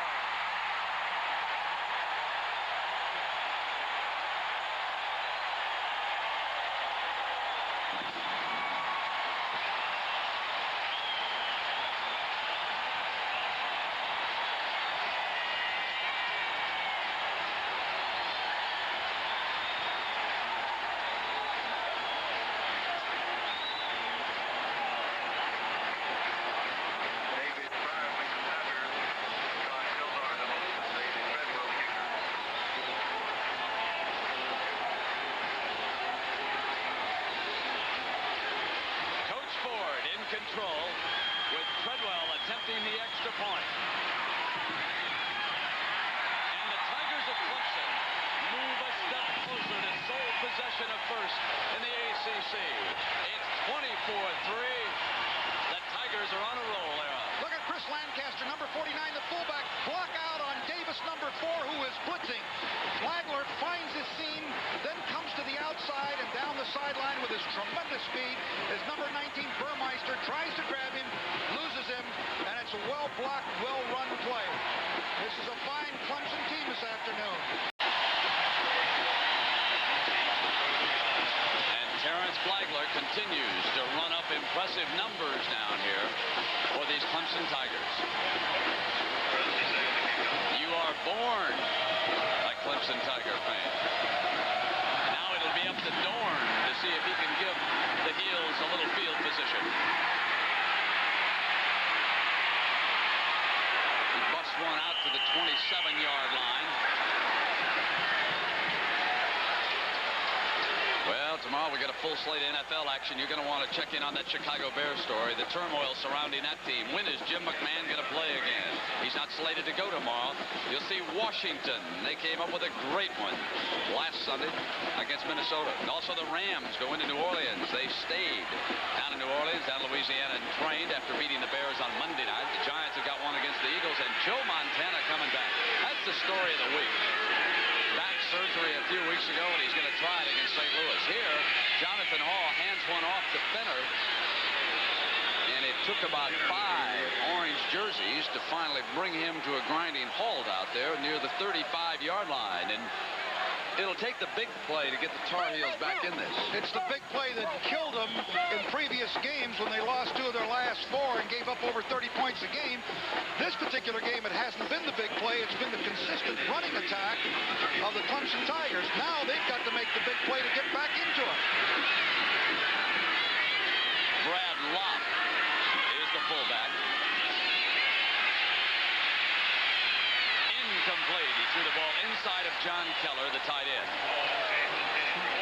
Jonathan didn't throw a very good ball. He threw the ball way behind him. Had him wide open, did not deliver. Well, the Southeast Conference. Auburn coming back against Cincinnati, leading 21-0. And how about that rally by Florida against the Bulldogs against Dooley? And then Kentucky beating Vanderbilt. Well, the Southeastern Conference again featuring some exciting games in Hall. Getting to the 35, and he is short of the first down. James Lott and Vince Taylor, number 5 and number 58, did the job. Boy, they are really fired up, aren't they? This is a reverse option here. Steps like to the fullback, makes a complete pivot, keeps the ball, but look at the swarming Clemson Tigers come in and stop the play, and they're forced to punt. And Wolford fields it at the 33. Out at the 35-yard line, we have 6:29 to go in the third period. Clemson leading North Carolina 24-3. First place in the ACC is at stake. CBS miniseries. They were the elite of the world, caught in a time of war and a place like no other, Monte Carlo. Well, a major difference between football and baseball is in football, if you yank your starting pitcher, you can put him back in the game. And Mark May throwing again on the Tar Heel sideline. We'll see what that means as far as Coach Crum is concerned. You know, here I want to ask you about a good friend of ours, Alex Agassi, who underwent heart surgery. How's he coming along? Coming along great, and I know many of his friends around the entire country may not have known about it, but very suddenly he had open heart surgery a week ago Friday. I talked to him on Thursday. He was going to get out the next day. The old Grizzly Bear is up and at him. 3-time All-American, coach at Northwestern, Purdue, super guy. And Alex, your team today did great. 31-7. He's happy with that. Here it is, 1st and 10 for Clemson. The Tigers up 24-3.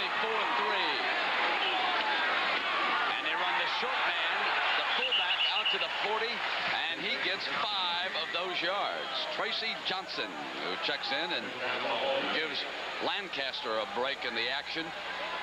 The great depth at running back here for Clemson. And in case you joined us late, he suspended 2 of his wide receivers, Terrence Rulehack and also Keith Jennings. But it has not slowed this Clemson team a bit. If anything, they have drawn strength from it. Circle the wagons. And here it's Flagler. He is hammered short of the first down. There was a penalty marker thrown into the middle of the action down there on that hit. Going back to Tracy Johnson, of course, you see Dick Crum. I'm sure that he's disappointed. He's got enough problems hanging on to those crutches, let alone watching a clip play. But Tracy Johnson's just a sophomore, adding to those great backs. He's 6 foot, 235 pounds. And Lancaster is 235. No wonder they're coming out of that backfield and bumping people around. So the penalty being straightened out by the officials.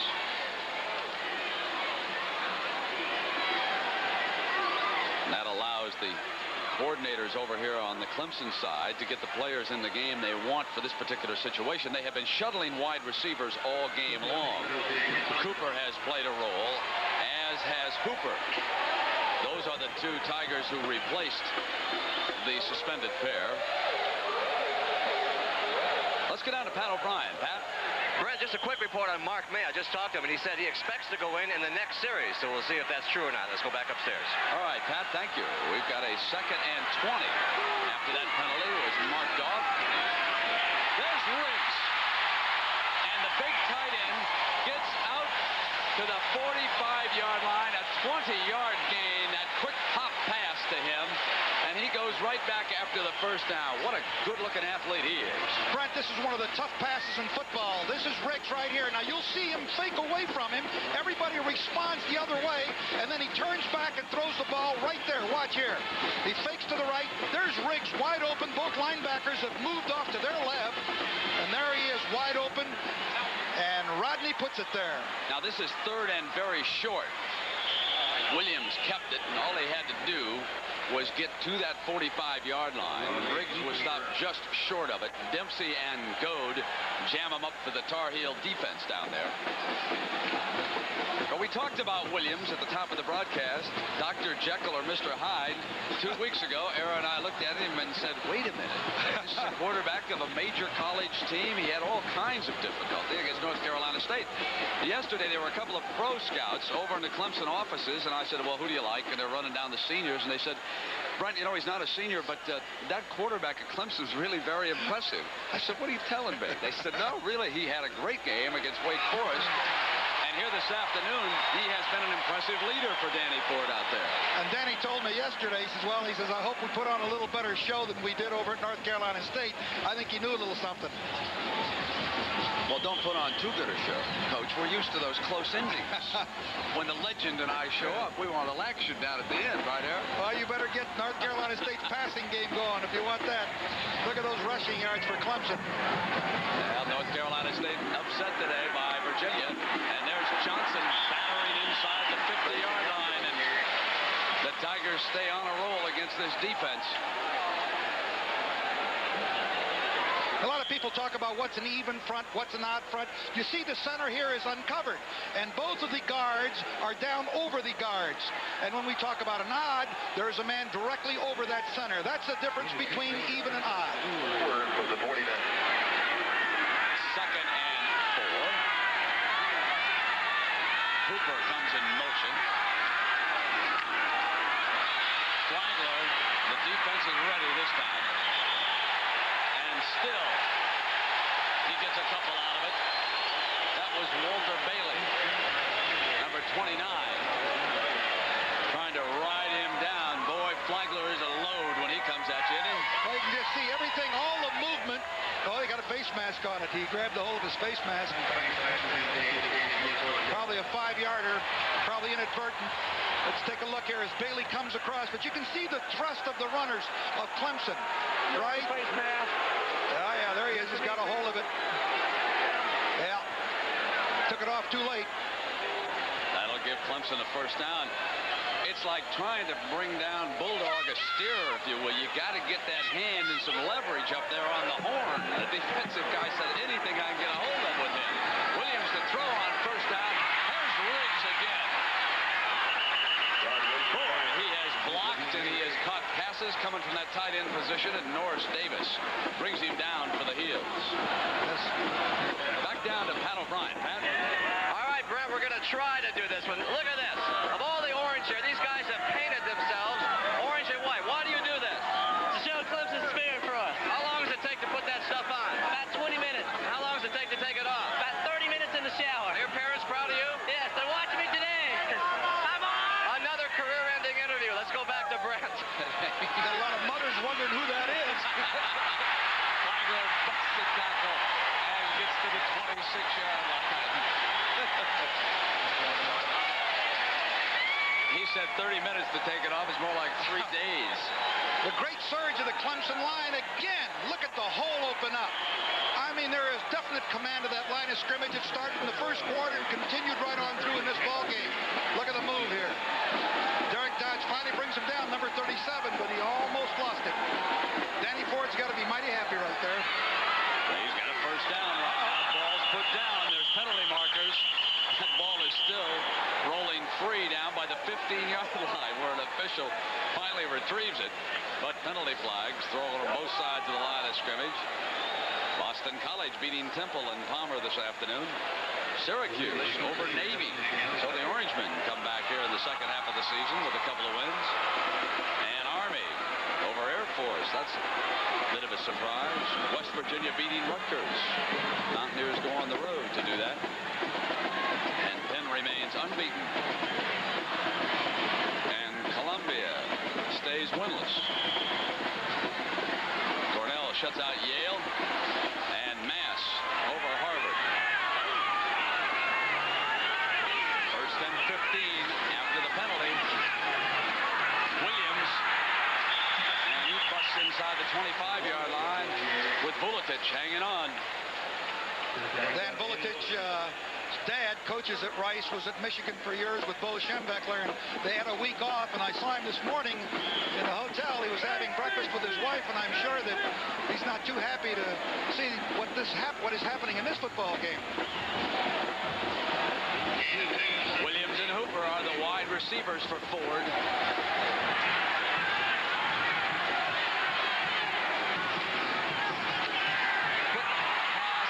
To Williams.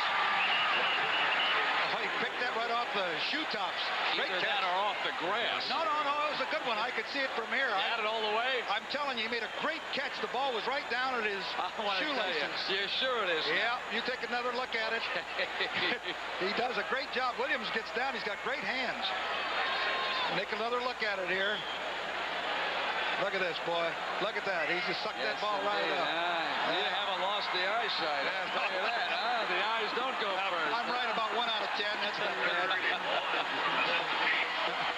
This will be 3rd and 1 for Clemson. Johnson is the fullback. And Williams keeps it himself, going for the first down at the 16-yard line. It has been an impressive Clemson Tiger team here this afternoon. In the Big Ten, Michigan with a chance to move up to number 2 in the polls with that one. And Ohio State on a roll toward the annual confrontation with the Wolverines. Next week, you'll see those Buckeyes against Wisconsin. And then in a couple of weeks, we'll come your way at noon with Michigan against Ohio State in the Rose Bowl and everything else on the line. First and 10.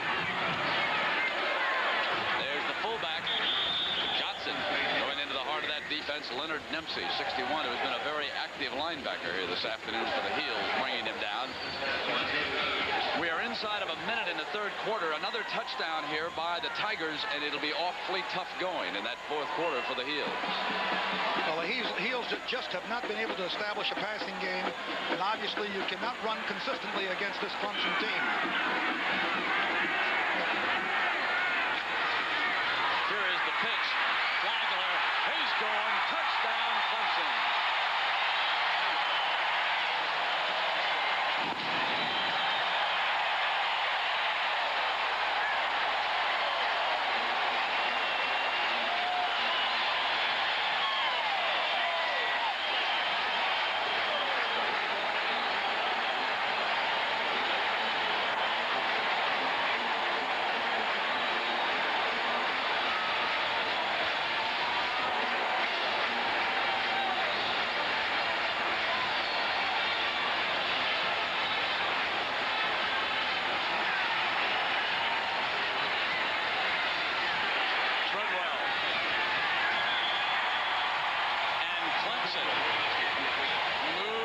Step closer toward taking over first place.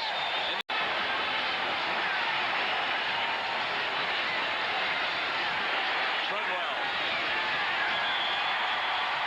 and Clemson moves another step closer toward taking over first place in the ACC.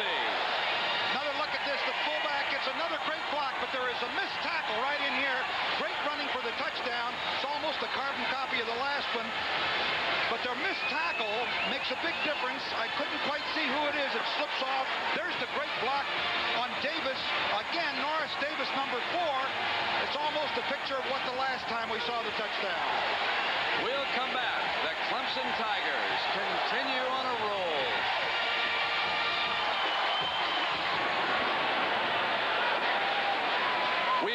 back, Coach, and let's take another look as Flagler goes 13 yards for the score. It was Tim Goad, number 76, who almost came off and made the play on Flagler, but lost him in the backfield there. Watch here. Number 76, Tim Goad, comes off of his block, gets into the backfield right there, reaches for Flagler, and comes off of him because Flagler's too strong a runner. And, of course, there's the rest of it is so well blocked, Flagler just walks into the end zone. Great block by DeUlius, too. Another one of those impressive offensive linemen down here in Clemson. Flagler has now moved into the second spot on their single-season rushing list here in Clemson with 1,078 yards, and there's a young man who will try to break that record. Downstairs to Pat O'Brien. Pat? Brett, one guy who's not enjoying all the scoring is the Tiger. How many push-ups have you done so far today? He does it for each point. This will be 93 after this one. What's your record? So far, we've probably done about 201 games. Yeah, I think the school record's about 1,330 for the season.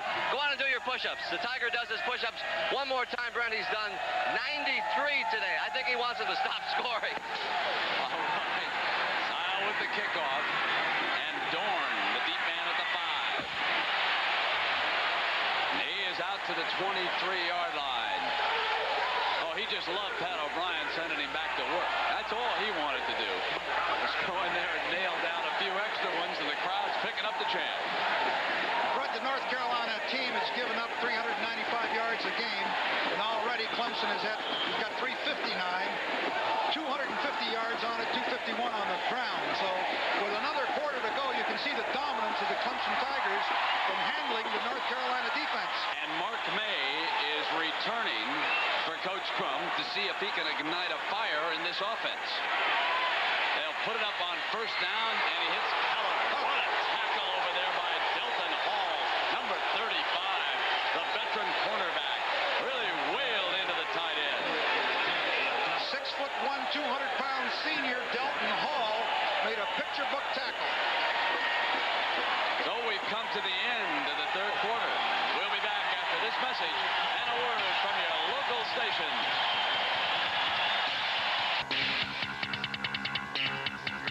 CBS Sports presents college football, sponsored by Michelob Light, super premium taste and less filling beer, and by MCI, communications for the next 100 years.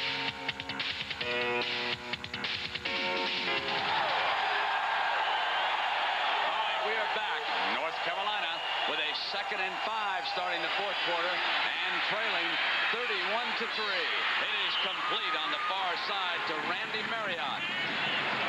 The 6-foot sophomore receiver run out of bounds by still another Williams on this Clemson team. What an afternoon for college football. When leading in the fourth quarter, Clemson is almost unbeatable. Not almost, scratch it. They are this year. And Fenner comes out on first down beyond the 40 to the 41-yard line. Well, the big issue I want to raise today is who's number 2. Penn State came in number 2, but they struggled a little bit, beating Maryland by only 2 points. Now, meanwhile, number 3 gunned down Purdue 31-7 on the road. And Oklahoma says, hey, don't forget us. And they run it up 77-0. And how about that? 28-16, Stanford with the lead. It's dropped off to Fenner on second down, and he is swarmed under again. Otis Moore, number 81. They've been going all afternoon long here. The ball carriers in North Carolina and their receivers are going to be seeing orange all night. Every time they've got the ball, there's about 11 of them over there. So we would like to warn some of you that you will be checking in on that Stanford-UCLA game.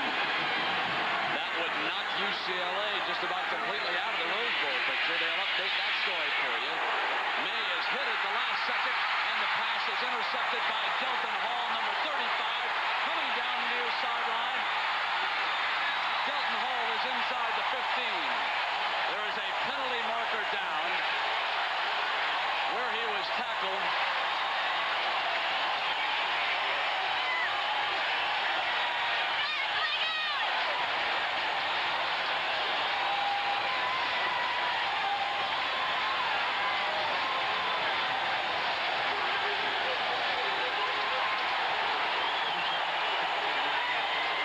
personal foul on it. Going to add. This just was not a very good throw here by Mark May. He just lofted the ball clear over the receiver's head. You can see that he was hit just as he threw the ball. And of course, here's Hall, escorted there by Beasley, number 27. Down the sideline he goes, and there must have been a personal foul right at the point of the tackle. See if we can pick it up. Oh, that late hit right there. Yep. Era, that hit was delivered by James Earl. And he got in high on that right arm. And that caused the ball to wobble a little bit on release. And the Tigers are about to put their mascot back to work. They are inside the 10-yard line. We've got 13:37 to go. They'll have a first and goal. He brought that interception back 49 yards. Mark May, who sat out a couple of series here in the second half, and one of the offensive coaches conferring with the young man over on the far sideline. This is a big disappointment for him. He was such a celebrated high school prospect coming to Carolina, then he suffered all the bad luck with the injuries. But the last few weeks he's played so well. Now, but Brent, too, it's been the defense that has yielded the scores. The last 4 games, over 30 yards, you got to be a little suspicious. Look at here. Flowers, touchdown, Clemson.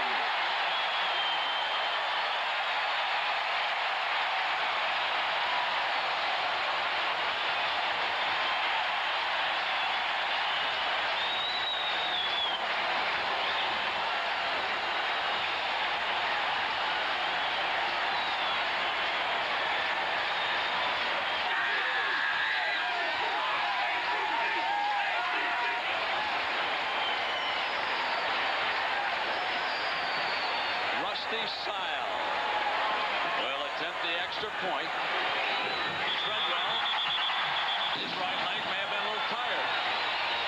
It is 38-3. Clemson is going to move to first in the ACC. We're going to now take many of you to New York, where Jim Nance will set the scene for the finish of the Stanford-UCLA game. Those of you leaving us will be kept up to date on the score of our game.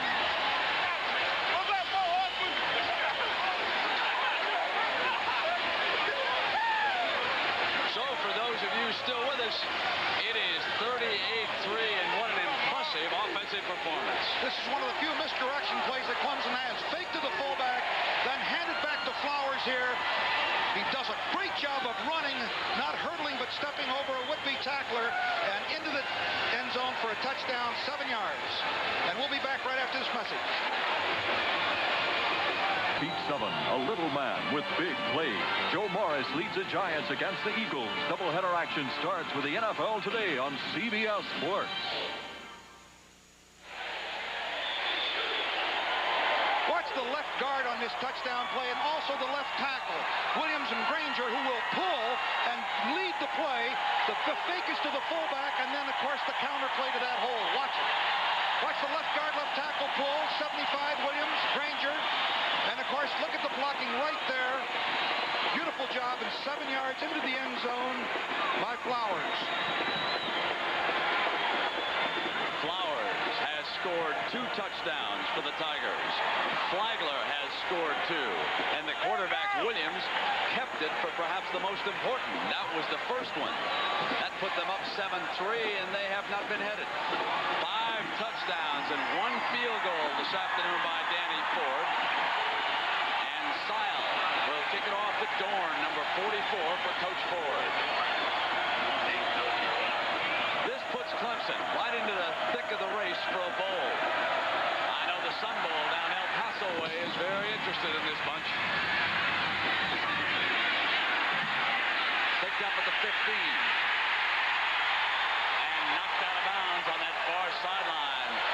Boy, they are coming with a fever right now. This team moves to first place. North Carolina State upset by Virginia this afternoon. They have lost 2 conference games to Georgia Tech and Virginia. Clemson has been beaten only by State. They'll take over first place. It's been quite a performance by the Clemson Tigers in every way. Dorn stays in the game with Thompson. May, under pressure, gets it off to Thompson, And May was belted back into the end zone by Maribel, number 56, who came off the bench, and he delivers a wallop. 13-22, and if this holds up, the ACC standings will look like this. Clemson at 5-1 ahead of North Carolina State, and North Carolina falls into a tie with Georgia Tech at 3-2. They would have lost to both State, and now this afternoon to Clemson. And you'll be able to see this Clemson team against Maryland next week. Maryland battled Penn State this afternoon, so maybe they could do a favor for North Carolina State. And meanwhile, after the Maryland game, they will play South Carolina. That's a bit of a war. They forget all about the conference on that day down here. That's a big, big traditional rivalry. Well, the luck of the orange uniform works again for the Tigers.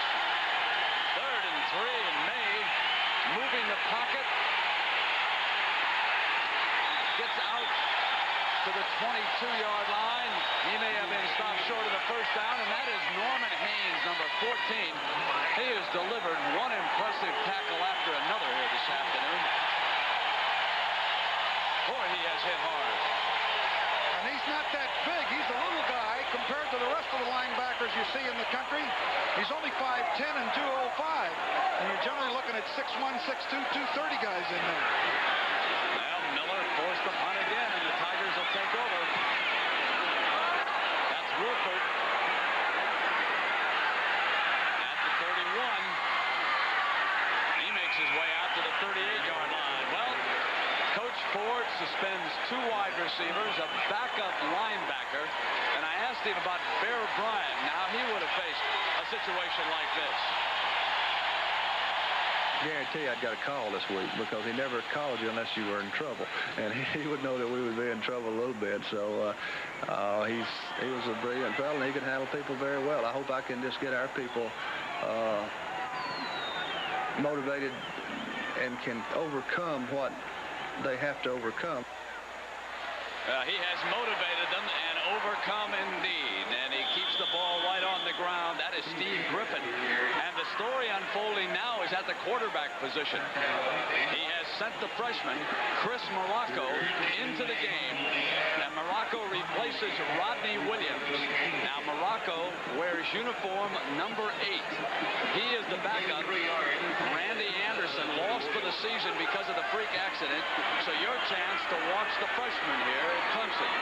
It's a good opportunity to give him some experience because, as you pointed out, Anderson is out for the rest of the year, and at least give Morocco a chance to get in there and get a little competition.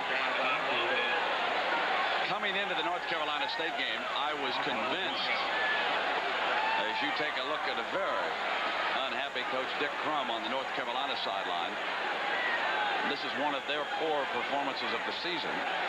They lost a dramatic game to North Carolina State. LSU ripped them, and now Clemson has torn into them.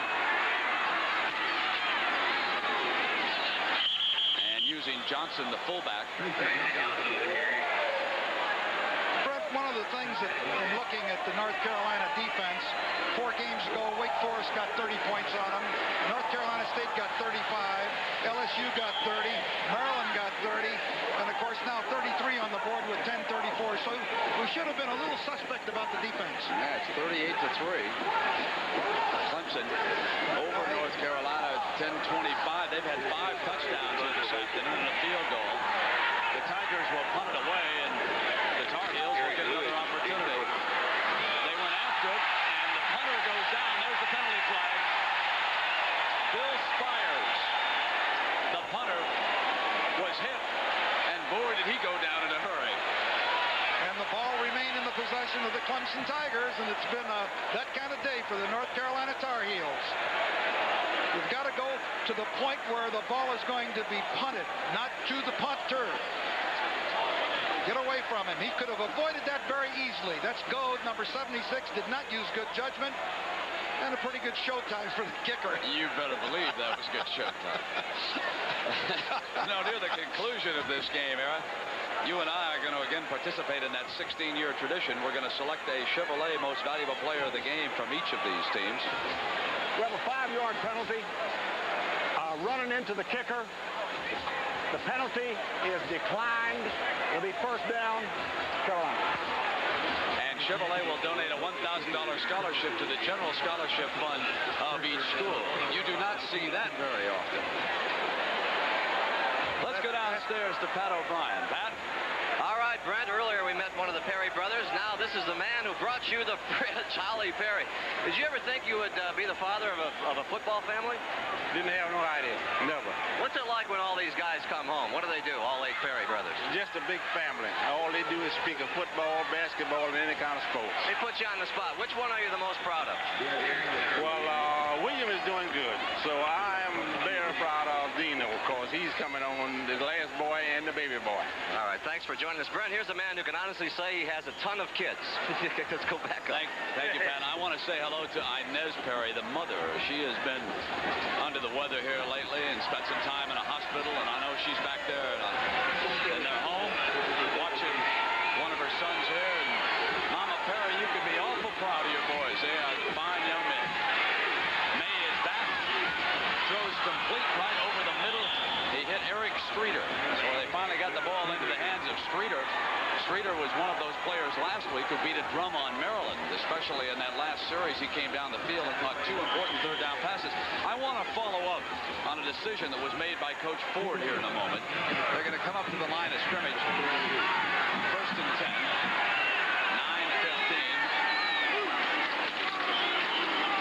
And they run Finner out to the 35-yard line. A short time ago, Coach Ford made a decision that was very classic. The score here is 38-3. He could have had a first down after roughing that punter, but instead they declined the penalty. They gave the ball back to the Tar Heels, feeling enough is enough. North Carolina can have it. We lead them 38-3. Now, this has been a tough, hard-fought rivalry. The fans of Clemson don't particularly care for the fans of North Carolina, et cetera, et cetera. But it's nice to see that the men who are downstairs calling the shots know when to call it off in a situation like that, and Ford did exactly that, Aaron. Well, you're exactly right, Brent. This is a fierce rivalry. They don't like one another particularly, but you said it very well. I think Danny Ford showed a lot of class there. They could have taken the ball with a 15-yard penalty, ground in another one, but they elected to give the ball to the Tar Heels deep in their own territory, not because of field position, but as you pointed out of common decency. North Carolina to 49. 38-3. Clemson going to first in the ACC, and Finner hunting it right straight ahead. How about the Southeastern Conference? Auburn coming back after that disappointing loss, 28-0 in the third. And how about this one? This Florida bunch has put it together here lately, 31-19. Kentucky with the win over Vanderbilt, 34-22. And Tennessee over Memphis State, 33-3. Had an opportunity to spend some time in Knoxville this week. They had a fine dinner for Lindsey Nelson over there, honoring the longtime great sportscaster. May going long, overthrows his receiver, incomplete. And the Southwest Conference, Baylor beating Arkansas in a key game, 29-14. Those are 2 of the quality teams. SMU, which lost 2 heartbreakers in the last 2 minutes to their rivals, they travel up to South Bend. They were pounded. Freddie Akers battling on in Texas, 30-10 over Houston. And Texas Tech leading TCU 29-7. That's how it looks in the Southwest Conference right now. And here it is May. And that would be interference. There's the flag. There was no question about it. Perry Williams pulled him down from around the shoulder pad, and the flag was thrown down around the 30-yard line. Another many of the Williamses that they have on this Clemson team, there's 5 of them. This is a backup cornerback, also plays the nickelback. You can see he made contact. I think he had a hold of his mask.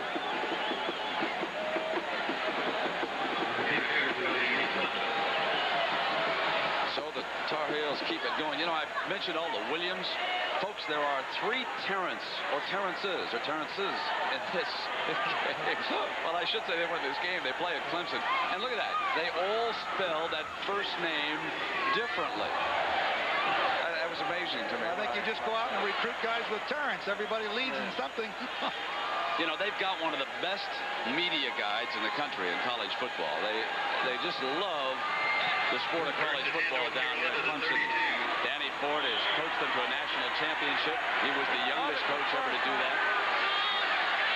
Tar Heels here with a 1st and 10. The ball is at the 32-yard line.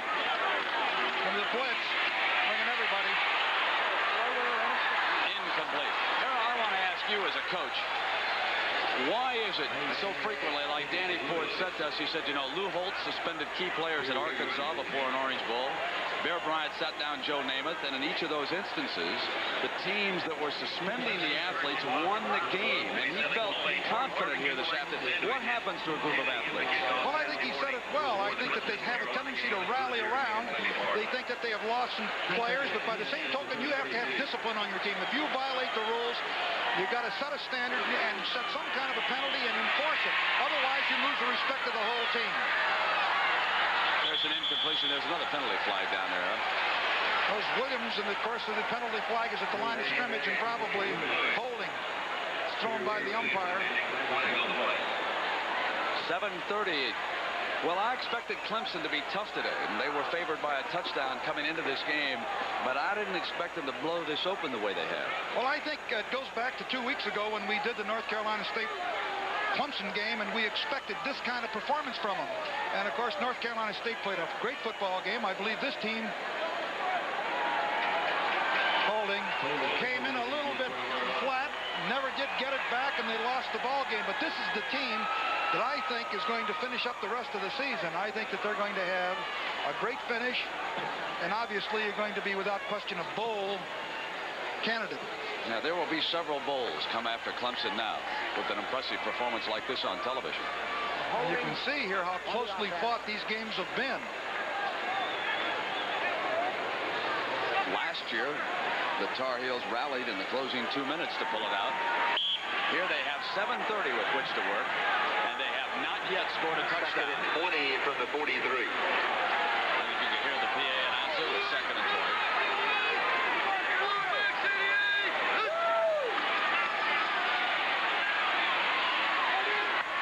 That's complete. And turning and scoring the first touchdown for the Tar Heels is Eric Streeter. A 43-yard pass from May to Streeter. Looked to me like Delton Hall tried to go for the interception, missed the ball. Streeter picked it off, and of course turned and went for the score. Let's see if we can see it right here in your lower left-hand corner is where it occurs. Looks like Hall, number 35. He overreacted that time. He was off balance, and Streeter turned away from him, and of course goes in for the first touchdown. Glearmas adds the extra point. North Carolina with its first touchdown. 7:24 to go. It's 38-10, Clemson. Want to have you meet an athlete who really deserves a lot of credit. He's the quarterback of North Carolina, Mark May. We see him pass and run out there, but what so many of you don't know is that along with that shoulder operation, he also battles a speech impediment. Now, think about that for a moment. Out there behind the line of scrimmage, and if you stutter, how difficult that can be to run a football team. But Mark has learned how to overcome that. And yesterday, I had an opportunity to talk to him about the difficulty of playing quarterback with a speech impediment. Well, the only problem I have is things off the field. You know, it's just on the field. The thing I feel a lot more comfortable than doing something like this. To be honest with you, and you know, this is the biggest problem I have is right now. You know, doing something. Isn't that a nice warm moment with that young man? And they have taught him how to breathe properly and overcome that. I think you could pick up some of that during the interview. And I talked to some of his teammates, and I said, does the problem ever show up in the huddle or at the line of scrimmage? And they said, not at all, Brent. He never has any difficulty at all when he bends down inside that huddle. Now they have set up for the onside kick here. And it is 38-10, Clemson leading North Carolina. And we'll see if the Tar Heels can give May a chance to put another touchdown on the board.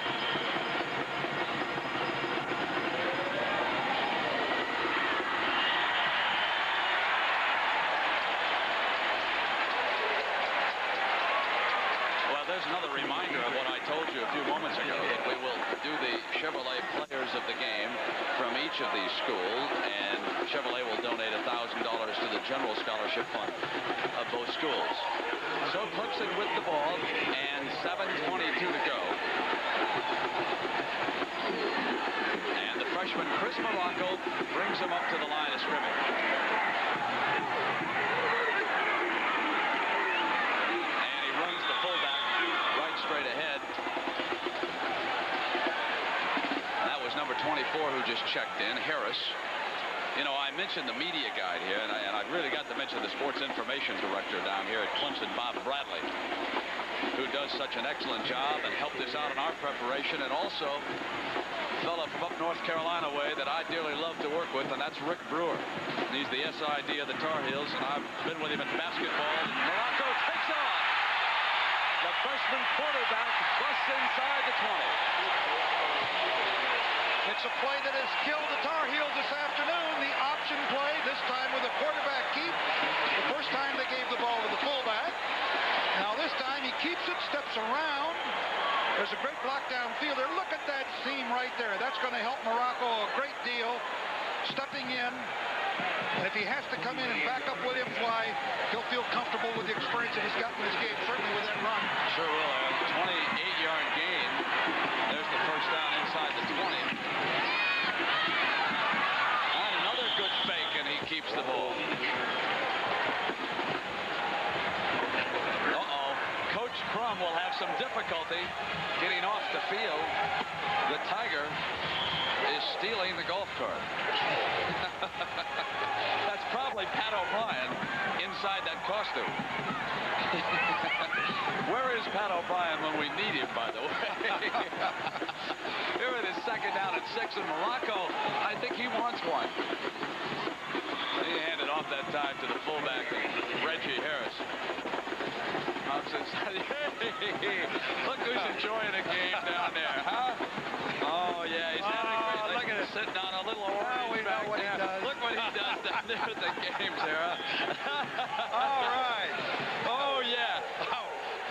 How would that be for a contract renegotiation? Here's how hard I work on a Saturday afternoon. At least sees that next week, huh? Hey. Well, it's great to have him back. There's the pitch from Morocco. And Steve Griffin is cut off. It's our guy. Time running down here, and boy, Coach Crum can't end quickly enough for him. Yeah, it's been a tough afternoon. Those crutches get a little more wearisome when you're looking at that scoreboard. It's 38-10. So Rusty Sile will attempt a 27-yard field goal.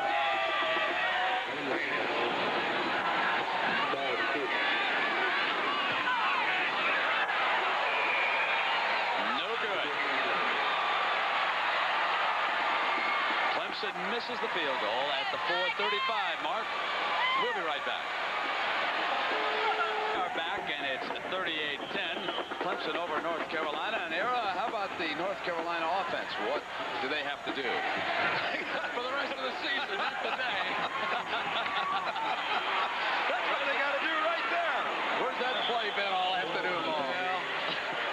Well, the defense has had a tough time, Brennan, but as I pointed out, it was the defensive failure, I believe, and the ability of the Clemson Tigers to run the football, run the option, also the power sweep, and keep the Tar Heels off balance all afternoon. It was a great game plan.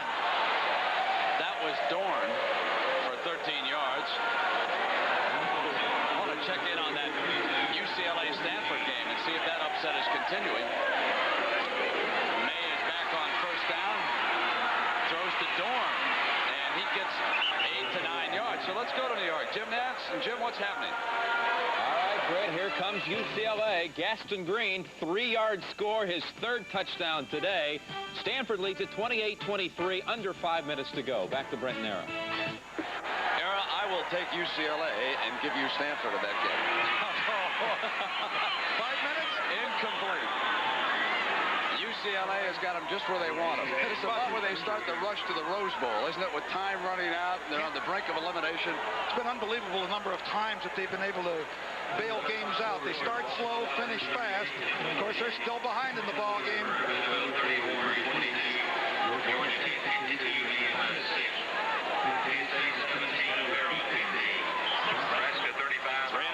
To go.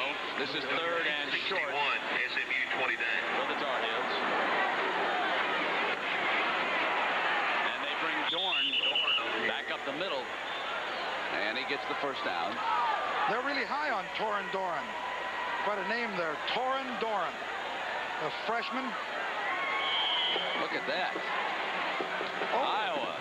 Look at that. Beaten by Illinois here this afternoon. Delivers as he's hit, slips one out to Streeter on the side. They have been a much more impressive team offensively when they've used Eric Streeter as their primary receiver. Streeter's done a good job in the ball game, but looks like it's a little too late, Brent. Hey, how do you like that Tiger paw in the back of that head? Did you see it? May throws in. Oh, yeah. Throws his receiver. I saw that yesterday. That's what I saw that guy yesterday. Ask him if he could give me one of those. Somebody on the team did that, folks. Did a nice job. It is very neat. Very those neat. Lines, huh? Very symmetrical. Yeah. Pat O'Brien's probably going to get one of those before he leads Clemson, don't you think? 3 minutes to go. O'Brien will be looking for me with a switch.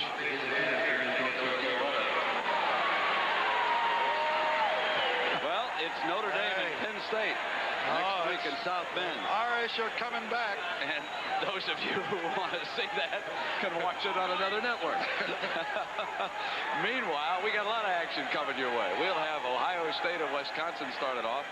And then the second game of the doubleheader, of course, will match this same Clemson bunch against Maryland.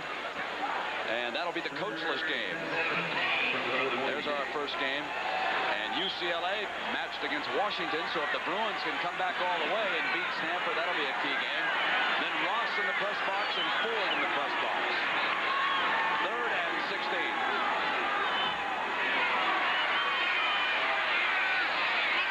Intercepted. Williams picks it off, and there's a penalty flag now. It's down back at the line of scrimmage. It looks like it's against the Tar Heels. They're going off the field.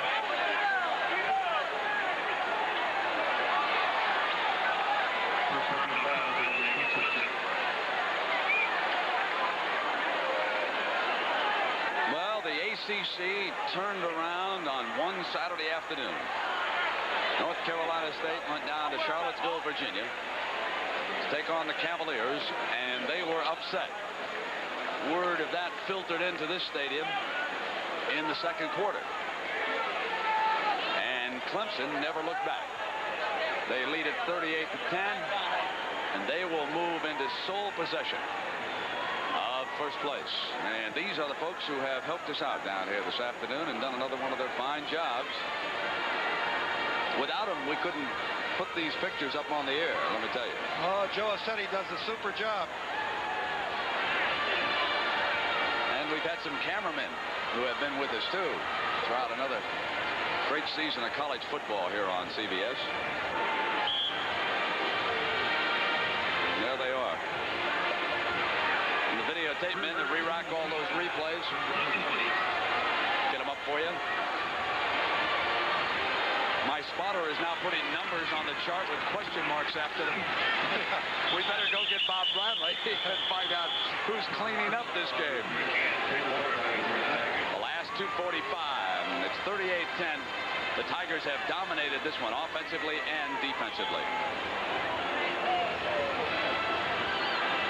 Man, it'll be a long, tough ride home for North Carolina.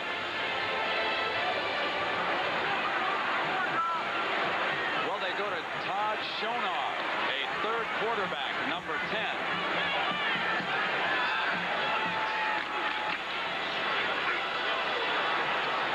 And he is greeted rather rudely as he attempts to duplicate what Williams and Morocco have done. Now that Stanford and UCLA game that we've been mentioning, 28-23. I want to remind those of you who stayed with us for the conclusion of this game, you are going to get to see the end of that game. We're going to go right out there. We're inside of 2 minutes, and the coaches are letting time run out on this one. So we're going to send you out to the Rose Bowl. And Jim Nance will send you directly. He'll update the story for you and probably have a highlight or two along the way to show you how that one's unfolded. That could be a dandy coming up.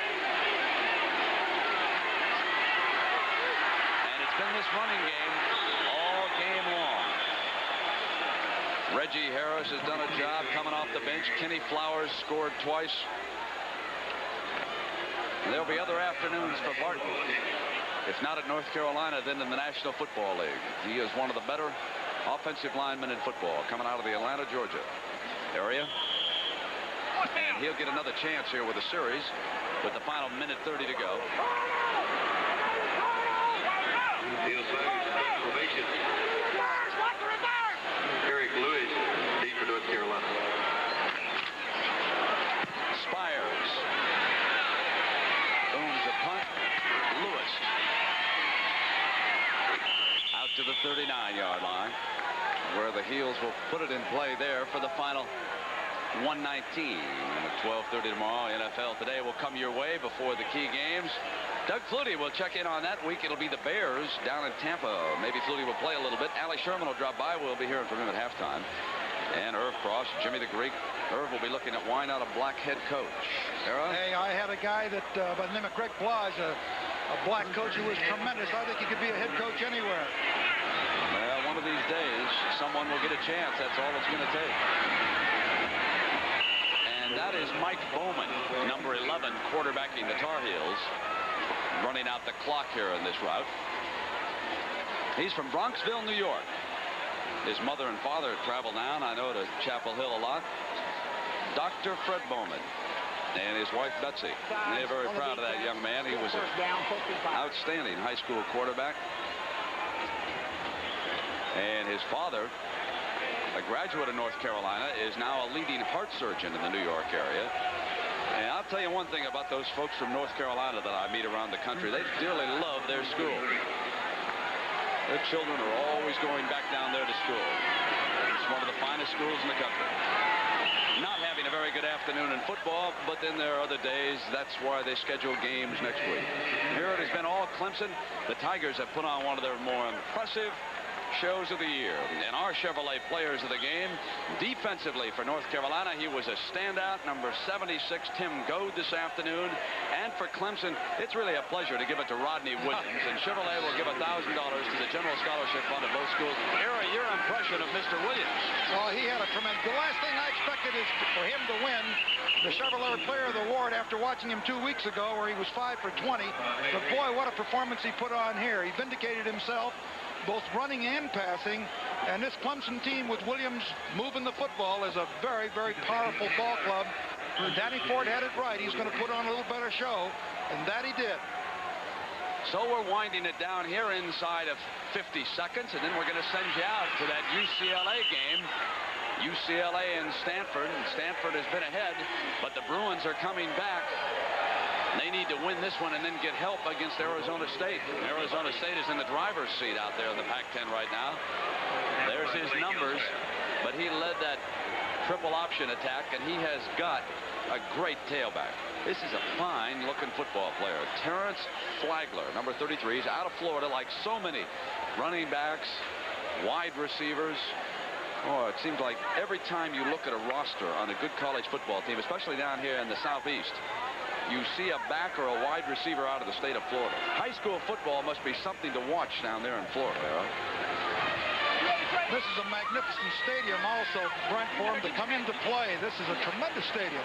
The second deck, there's got to be a great view up there.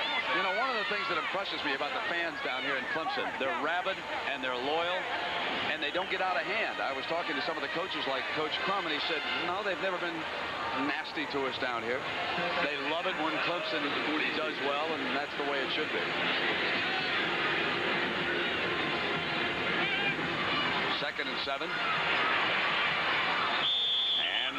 seconds continuing to tick away here.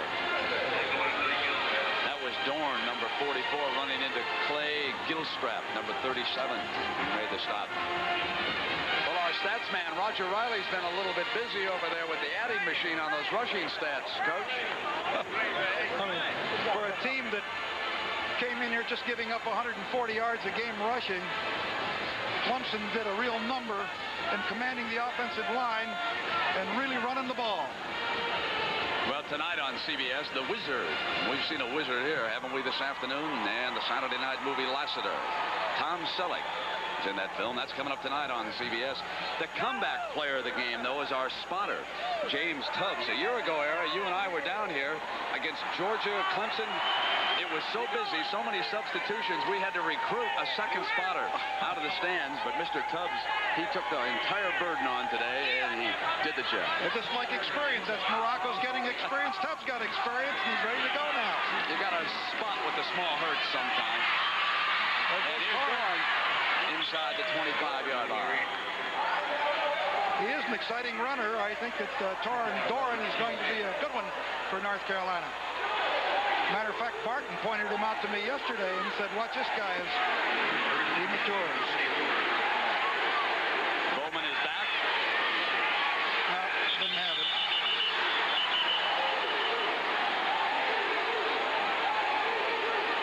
That was number 80, Darryl Parham. He's a 6'7" tight end out of Lynchburg, Virginia.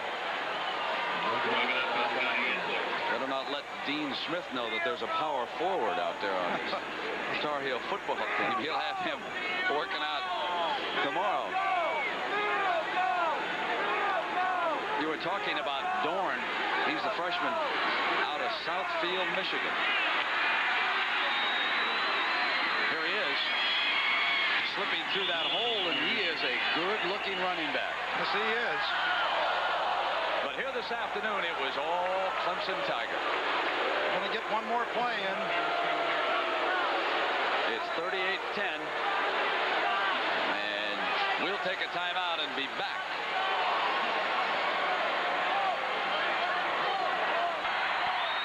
Well, last play, Bowman, incomplete. And they pour onto the field from the hill. A sea of orange. Celebrate in style.